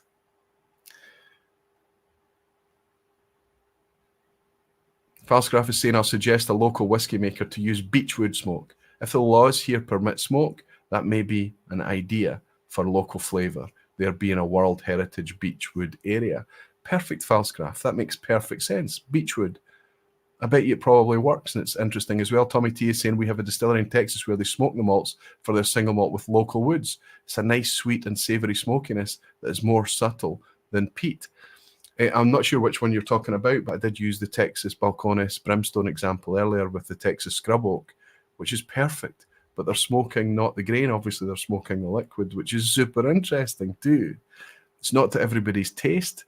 I think the first time I tasted Brimstone, I wasn't sure, but now I love it. Kind of similar to the first time I tasted peated whiskey, right? Rob Smith is saying, good evening, Roy. Glad you're back and feeling better. I am, buddy. And Danny Edmonton is saying, we've got a bloody good knack of putting it together, though. We have. Listen, I'm not suggesting that we're, you know, we just need to remember we can't just constantly say, no, it has to be, keep it in Scotland, and then, oh, wait a minute, we're going to bite off our own noses to spite our own faces, right? Because we need to be part of the global community. But I think we need to do things in the right way. And I think right now, there's so much. If all of your local peat wetlands are being locked down and preserved, that's going to, everyone in the world that gets locked down, that puts more pressure on the ones that are open. So when we talk about peat and we talk about, oh yeah, it's only a little dribble, like you'll hear me talking about regularly on the vPub that's used for whiskey, there always has to be a ... and a little thought bubble as well. We always have to keep our mind open and say, peated whiskey is good. It's very much part of what Scotch whiskey is renowned for and known for. We love it. We don't want to do without it. And in order to keep it and preserve it, we have to be careful with it. It's a precious thing, isn't it always? And Greg is saying, even with Scottish peat, we also have to distinguish regions having peat bogs and uses. I'm thinking here of Heather Added from Orkney, and Highland Park uses it taste different. I think we focused a wee bit on that in the first Peatfest that we did last year, Greg. And I think if we bring back another Peatfest in 2024, we might focus a wee bit more on the kind of variations and the regionality of different peat and how that can potentially impart on flavour. But tonight I wanted to fully look at just how much peat has been celebrated across the world. And Helen is saying the Sonoma smoked cherrywood bourbon is worth a look for a lightly smoked dram, a little different and very tasty. Just as we drop down to the 300 mark, and it's going to drop below 300 now. Thank you all so much. We were up at close to 400. I was always a wee bit worried that people would forget what they do on a Thursday night because I've been poorly the last couple of weeks. It's fantastic to have you back here and support again. I hope that enough of you are willing to stay for a quiz at the end. Those of you who have stayed to this point, I'm going to make a confession. While I was in Islay, cousin Kevin and I were sharing a twin room, and we went back to settle down for the night. And I challenged him. I said, let's bring up Vin's vPub. Let's pull up Menno's quiz, and you and I will challenge each other. We'll have a wee go at it together, and whoever scores best, I don't know, there'll be some kind of forfeit. I don't even know what that forfeit was. He passed and scored 7 out of 10. I almost threw my phone from the window because on Menno's brutally difficult quiz last week, I scored, I'm not going to say it, but it was less than 3 and it was more than 1. That's what I scored in Menno's quiz, less than the chimpanzee's score. I couldn't even, maybe it was post-COVID. Any excuse will do. Maybe it was because I was tired. Maybe it was because it was late. Maybe it was because my memories, I don't know. The questions seemed brutal to me. I promise you, if you stay for the quiz tonight, that it will be a tricky quiz at the end, but it won't be as brutal as that Menno quiz of last week. Menno, I've not spoken to you since, and it's because I've had to bite my tongue every time I think of you, buddy.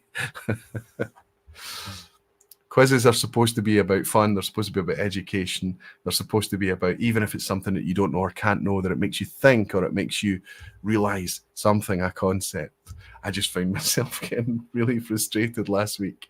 And that probably says much, much more about me than it does about Menno or anyone else. Rick Johnson is saying, I think you're still going over 2 hours tonight. I might still be able to pull it in, Rick. Good to have you, buddy. Ian Bruce is saying, is Scotland missing a trick, being the world's biggest peat supplier? Oh, I know, Ian. I'm a wee bit... I don't know what the stats are. I really don't know. I'm sure that Russia is just kind of covered in peat. I don't know what they're doing with their stuff. But it doesn't really matter right now, does it? But I guess, these things need to be used very, very sparingly. Rob Smith is saying, same here, rough quiz last week. And a grain of malt is saying, Aquavita, I might bring a High Coast Berg to Limburg as a sharing bottle. A grain of malt, I don't know who you are, but it'd be fantastic to meet you in Limburg. It's a great dram in High Coast, biggest seller here in Sweden. Cheers. James McGoran, a grain of malt is James. That would be amazing, James, if I get to meet you in Limburg, finally. And Mark says, Menno says it was easy. Well, I don't know how you got on, Mark, but I was suffering. How are you doing, buddy? And Greg is saying, have you tried any Cornog yet? No, I haven't. It's from Glenarmore Distillery, now called Celtic Whisky Distillery. I think it's really worth trying. Whiskey Exchange has selected a new one, which sounds terrific.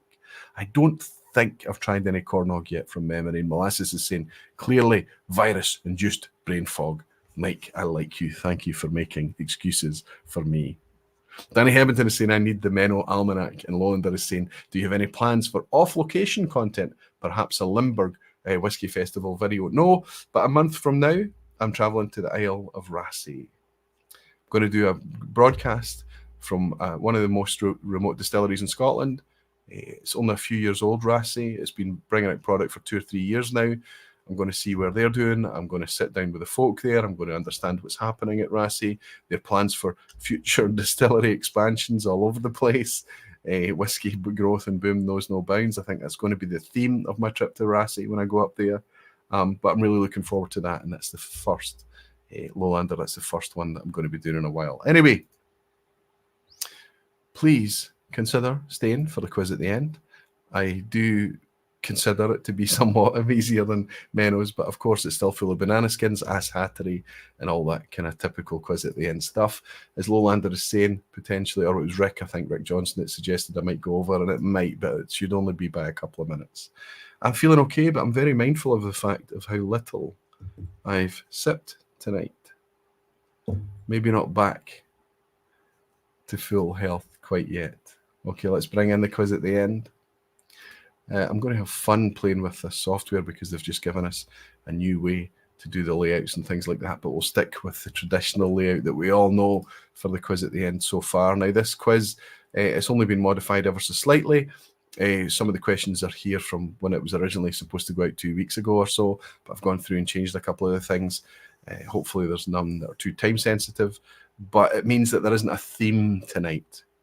So for 2023, there's been a theme to the vPub quiz at the end, but that's not been happening tonight, so don't look for a theme tonight. Jimmy Legg is saying, oh, quiz, okay, I'll stay. Either, Jimmy, I've been missing your comments tonight, or you've been a wee bit quieter than usual. I hope you're well and your health is good. Cheers, Jimmy. Thanks for being a met for 37 months. My goodness. That's a hell of a time to be hanging around as a barfly, buddy. I appreciate it. Cheers, Jimmy. And Jim is saying, if you haven't done already, any chance you could wish Lee J. Brown and Tony, North Coast Drama, a happy birthday? My goodness, how could I have missed? I didn't miss North Coast Drama, Tony. Jim, I did wish him a happy birthday earlier, but my pal Lee J. Brown, I simply need to raise a glass to say many happy returns, Lee J. Brown. In fact, I'm going to stick in the happy birthday cheers glasses for Lee J. And I hope that everybody else can join me. There you go, Lee J. Many happy returns, my friend. I hope you're doing well, and I hope you've had a good birthday. I'm not even sure if I've seen you in tonight, Lee J. Cheers.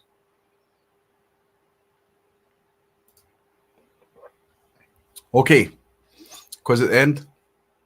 Let's get the wheels on it. Good luck, everyone. It's always multiple choice, as always. Question 1.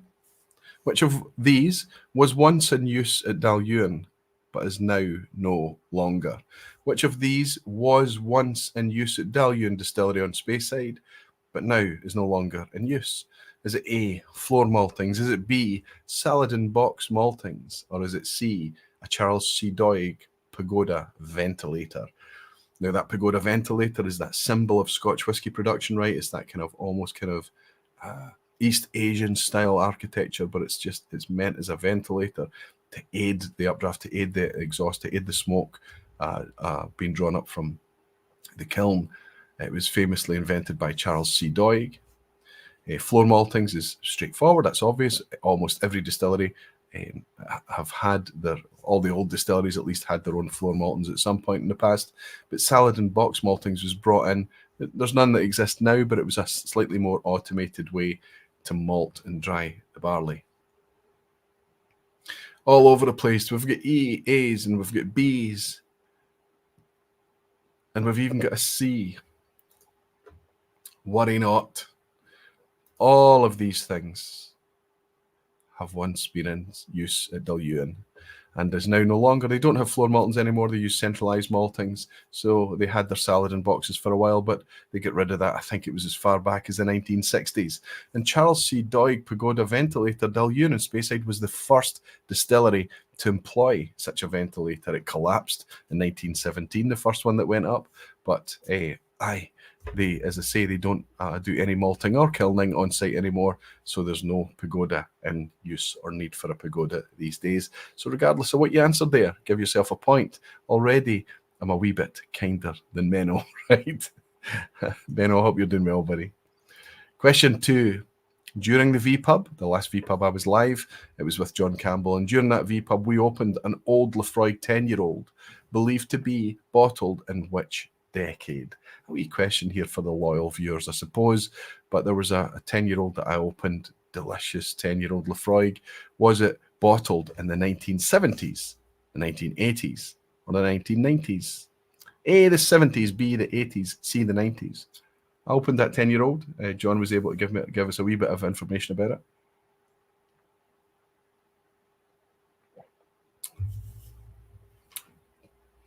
Quite a remarkably different thing from the Lafroig 10-year-old of today, but that's the story right across whiskey in general. Simon Oliver thinks it was B, 1980s. Dogs with No Uncles, Colin, good to see you, thinks it's C. Drinks Whiskey thinks it's C. Tommy T thinks it's C. Graham Young also, Roy O'Meara, Jolly Rover, and Lassie Hurt Yachtsman. Good to see you, Lassie. Good to see Jolly Rover, Roy, Graham, Tom, Tommy. Drinks Whiskey, Colin, fantastic. You're all absolutely right. It was a 1990s bottle of Lafroig. I actually meant to grab one so I could have it here and show you, but you saw it when I opened it last week. Question 3. What currently is the UK's best-selling single malt whiskey? What's super interesting is I have asked you this question before, and the answer was different. So despite the banana skin, I'm helping you out. Currently, the UK's best-selling malt whiskey is either A, Jura, B, Glenmorangie, or C, Glenfiddich. A, Jura from the Isle of Jura in the Western Highlands, B, Glenmorangie, Northern Highlands, or C, Glenfiddich in Speyside. In the UK, what's the best-selling Scotch malt whiskey? Jimmy Legg is asking worldwide. No, just specifically in the UK.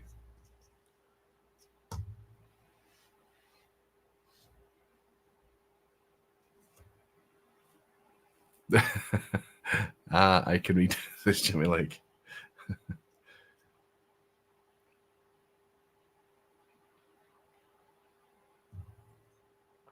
Mark Carell not being particularly polite. Well,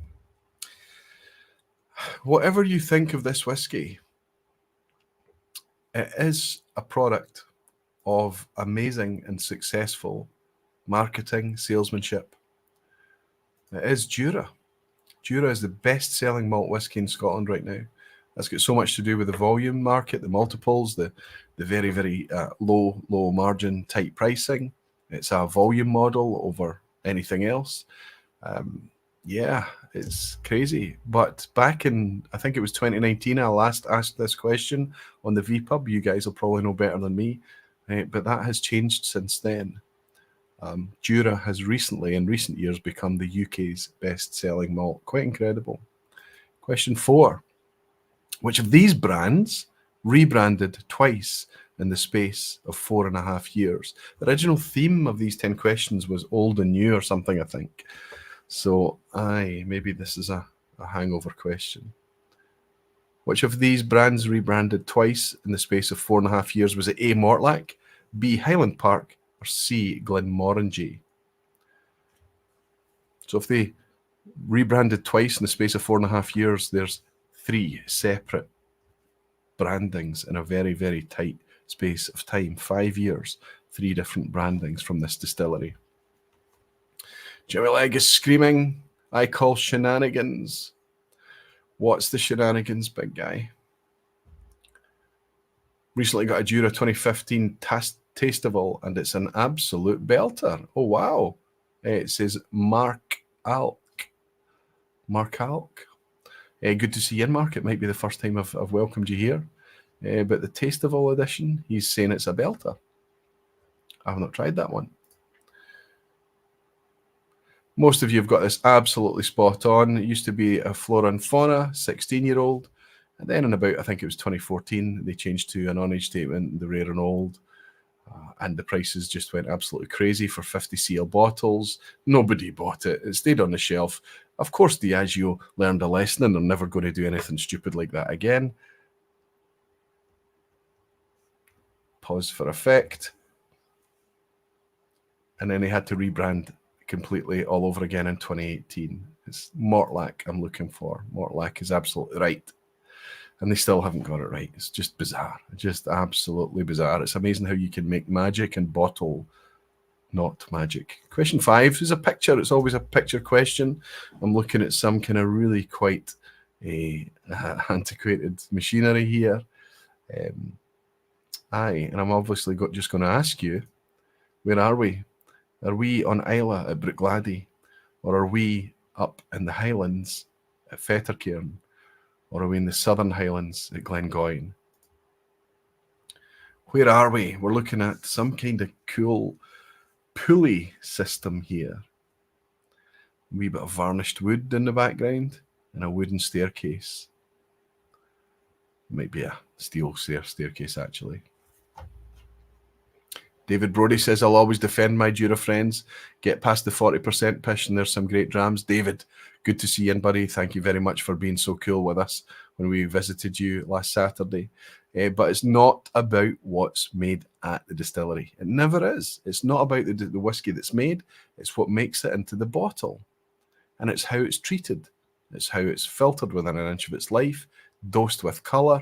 It is not representative of the product that's produced at the whiskey, at the distillery.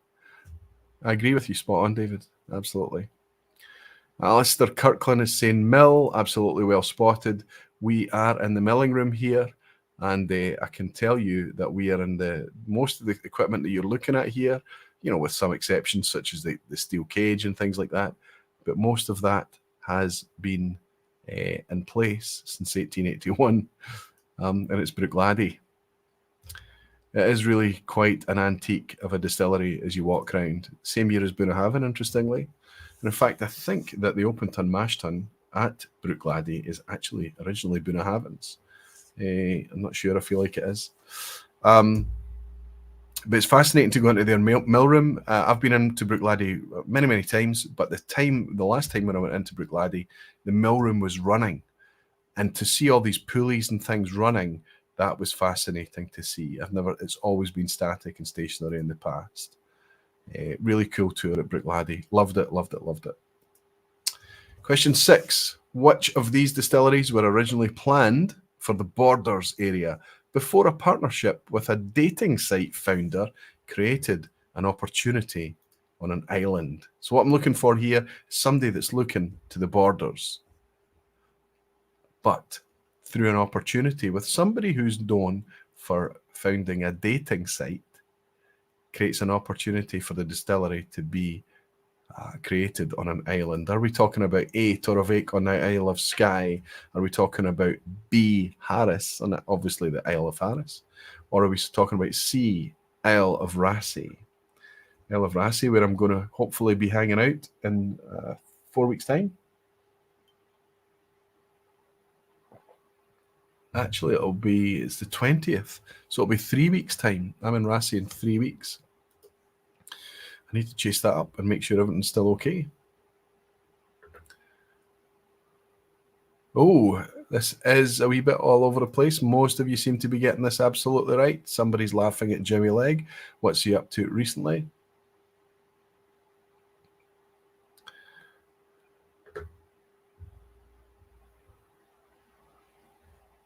I can tell you that we are indeed on the Isle of Rassay. Cupid was the dating site. I can't remember the guy's name. It was John Dobie or something, I think. Not sure. I know the surname was Dobie. But yeah, he was a founder of a dating site, and they ended up having the opportunity to enter into a partnership and turn Borrowdale House into Isle of Rassay Distillery. I can't wait to go and see it. I've not been there before. It will be my first time on the Isle of Rassay. Question 7. What happened to the Sendai distillery in Japan? Sendai, a distillery in Japan. What happened to it? Note the banana skin. It was demolished in the 1980s. A. It was refitted as a fruit canning plant in the 90s. B. Or it was bought over and renamed in the 2000s. C. So what was it? Demolished A, refitted as a fruit canning plant. B, or C, bought over and renamed. What happened to the Japanese Sendai distillery?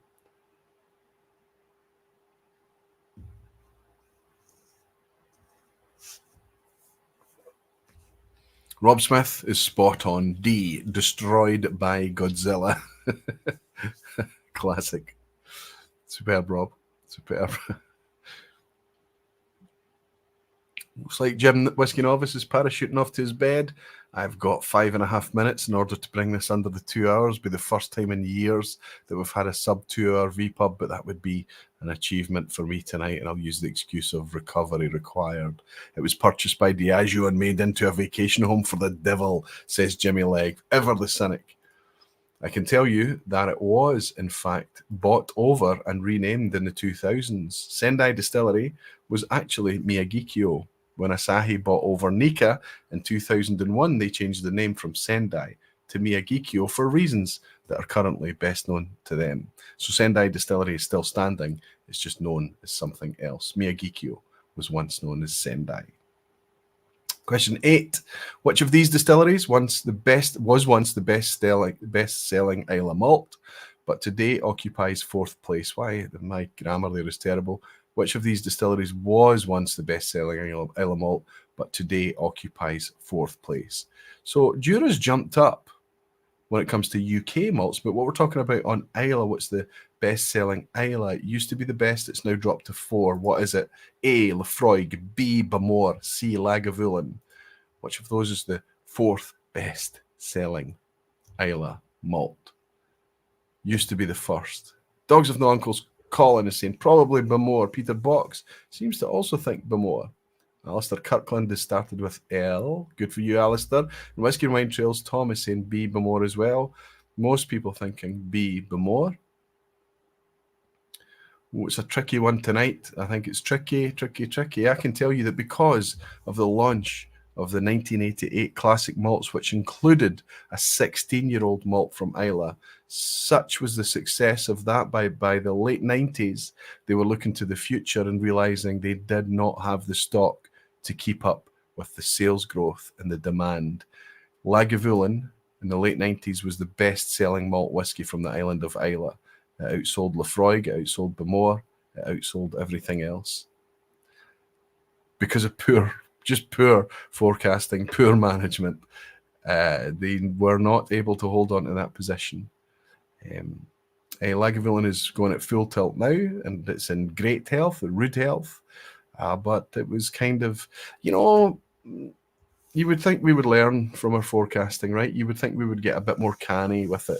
You'd think that we would have a much more kind of medium to long-term view, especially when it comes to something like whiskey. And yet, there you go. Used to be Lagavulin. It's now no longer. 9. Penultimate question. Glenlossie added 2 stainless steel washbacks in 2018 to join their 8 large washbacks. But why? Why did Glenlossie take their 8 wooden washbacks and add 2 stainless steel washbacks? I think they were also external stainless steel washbacks. Why would they do that? Bit of an ass hat, it is a banana skin. A, they wanted to increase their maximum capacity. B, they wanted to modify the Glenlossie spirit style. Or C, they wanted to achieve their maximum capacity but maintain the spirit style. Why did Glenlossie add 2 external stainless steel washbacks in 2018? This is Menno-esque in question, I understand, but think a wee bit, process for a little bit. Hopefully you'll tease it out. There is a wee bit of a banana skin there. They were on a real estate show, says Jimmy Legg, to wash back more whiskey, says Tom Elmer. I'm going to need the last 2 for a pass mark, says Fernando. I'll keep my fingers crossed for you, buddy. And Bud Jenkins is in. Good to see you, buddy. Saying Diageo can mess up great things. They can also do amazing things too. Think of the classic malts and Flora and Fauna and all of those malts that they've given us, the wonderful whiskey that they make. Think of how they consolidated things and often saved the industry by making really difficult decisions at really tricky times. But they were also part of the reason that we got into those tricky times in the first place. And that's the lessons I wish they would learn from. It's not just a business. Whiskey is a culture. Dribs and Drams is saying, I just picked up the Lagavulin 8 and the 11, but never buy the 16 again. Not at the price it is now. I'm going to ask you, Dribs and Drams, since you're so pissed off, why are you buying the delicious 8 and the interesting 11? I've gone one stage further than you. Diageo are making very, very clear statements to what they think of me, and I'm going to do the same to them. I can tell you that Glenlossie, a Diageo distillery, actually, interestingly, added washbacks so they could achieve their maximum capacity. Their maximum capacity was based on them running short fermentation times. But in order to maintain the style of Glenlossie spirit, they needed to both run simultaneous short and long fermentation times, which meant they could never reach their theoretical capacity of 3.7 million litres. So they added those two extra washbacks in order for them to maintain the spirit style and meet their capacity. That was done back in 2018. Interestingly, Glenlossie has spent time shuttered since then. Okay, where are we before the ass hat at the end? We will finish it on an ass hat tonight. What are we doing for scores? Let's see how we're doing here. Andrew Pearce, 7 out of 9. Superb, Andrew. Good to see you in, buddy. Bob Weiser is on a 5. He's already got his pass mark. Good to have you, Bob. Helen is on an 8 out of 9. She slipped up once tonight. Pete Head, 5 out of 9. He's on a pass mark. Peatfest, I should have made it a Pete quiz, Frank, and you'd have been doing much better, but you've got your pass mark. You're in good shape. Andrew Butler, 8 out of 9. He's also slipped up. Andrew, you're usually rock solid. I wonder what caught you out tonight. Captain Bama is 6 out of 9. Lowlander, 5 out of 9. Pete Box, 6. Danny Heavington, 5. I'm going to just scroll down and look for any other big scores, any other 9 out of 9s. There's a Whiskey and Wine Trails. Tom is on an 8 out of 9. Fantastic. Oh, dear. BMO is needing his last one to get his pass mark. I don't think we're going to have a 10 out of 10 tonight. Maybe I'm just as unpopular tonight with you guys as Menno was with me last week. Okay, there is a bit of an ass hat at the end. Of course there is. We have to finish on an ass hat. I'm over 2 hours. Just a wee bit over 2 hours. Last week, we learned there were 9 L distilleries. By L distilleries, I mean 9 distilleries beginning with the letter L. But which of these 3 letters are most popular for naming distilleries today? A, B, B, or C, C? There are 9 L distilleries. You remember we talked about Laphroaig and Lagavulin and Loch Lomond and Lochlee and lots more. So now I'm going to ask you, of these 3 letters, which is the most popular for naming distilleries today? A, the letter A, B, the letter B, C, the letter C.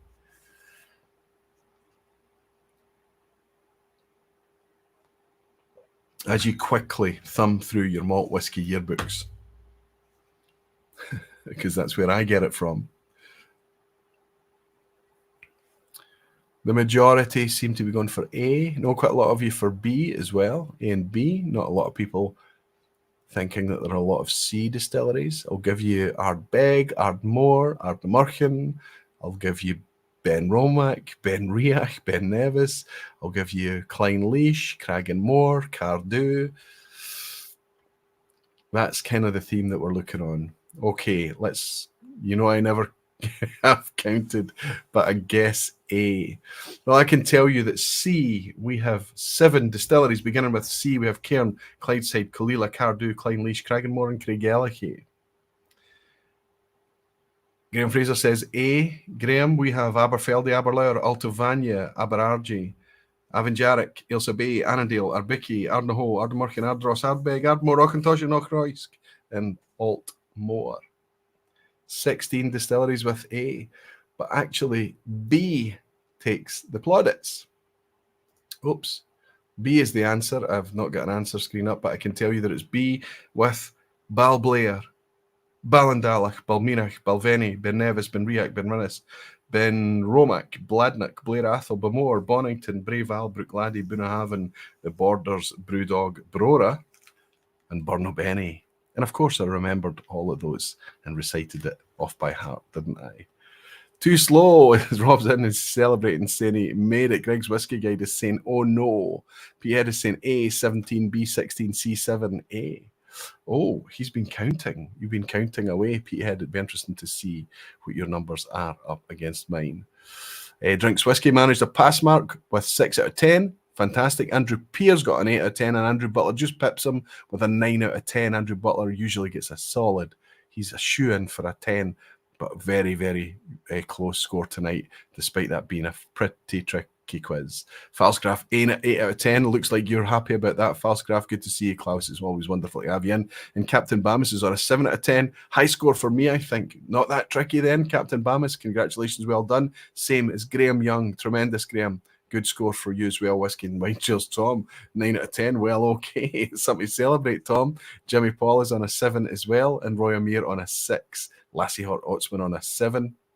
Ian Bruce is saying, great quiz. Thanks. Appreciate that, Ian. Thank you very, very much. You know, I know that there's been a couple of quizzes recently that people have been talking about cancelling their patron support and things. But we kind of make it easy. It's very, very easy to make a tricky quiz. A rock hard quiz is even easier. That's easy to do. But to make a quiz that's reachable and fun and interesting questions and things like that is trickier, especially when interesting is a subjective thing, of course. Anyway, who's saying it hurts? My first 4 out of 10. Aris is saying it's his first 4 out of 10. This hurts. I'm so sorry, buddy. Just think of me when I was in Islay, in the Paradise Island, right? Hanging back, having a wee quiet, and I managed a 2 out of 10. By far the worst score I've ever had on a whiskey quiz in my whiskey career. I couldn't even fathom what the theme was that night. I was so frustrated. Peathead is saying, time to call it a day. Sleep well, everyone. Thanks again, Roy, for organising Aquaviti. And Slancheva, everyone. Slancha to you as well, Frank, Peathead. Thank you to you all. Remember, there may still be a few left. Before I even say that, I'm just going to go in. I don't think I can log in to see if there's any left. But the link's been up there throughout for anybody that's trying to get their hands on some of these coins. It might be that they're sold out. I apologise. I shouldn't even mention it without checking. Regardless, I will be back here. Fingers crossed. Of course, health has suddenly become a bit of an issue, but I'm okay. I'm feeling good, and I'm looking forward to coming back again next week and hanging out with you for a regular vPub session. Jimmy Legs bought me a dram. So happy you're back, Roy. I missed this so much. Thanks, everyone. Jimmy, I'm so happy that you're back here too, and such a generous dram to be buying me as well, my friend. Excited about Jimmy Fest. I hope everyone is. 30th of September. Pencil it in. We're going to be in Glasgow. We're going to be welcoming Jimmy Leg. I don't know what's going to happen when those worlds collide, but I'm looking forward to seeing it. And 30th of September. Cheers to everyone. Cheers, Jimmy Leg. Another wee drams come in from Danny Hebington. He's saying, good to have you back, buddy. And it's always good to have you and to Danny as well. Terrific. Thank you very much for your generous dram, buddy. Cheers. It's good to have these drams tonight because it's going to be light earnings. I don't earn. Just to let everybody know, if you're a patron and you support me, if I put out a vPub, you contribute towards that vPub. And you can cap it, whether it's 1 a month or 2 a month or however many I put out in a month. You can control what your donation, your support is going to be by capping it. But there's a lot of people out there that support me for all the vPubs that I put out, which means that if I miss a vPub through sickness or holiday or whatever, I don't charge patrons. You only get charged. That's why I do it like that, for content that I put out. So it will mean that what I should have done is put together a recycled review, I know, but I have to tell you, even making it to my bin while I was poorly was not on the cards. So it's going to be a light month. So I'm even more grateful to all of you for your wee drams tonight. Thank you so much. I really look forward. This has been wonderful to be back with you all tonight. It's really a tonic. And I really look forward to welcoming you all back again next week for another wee session here behind the bar at the vPub. Yeah, I'll raise this glass in the meantime and remind you that you're all very dearly loved and look forward to then. Thank you to you all. Slanjava.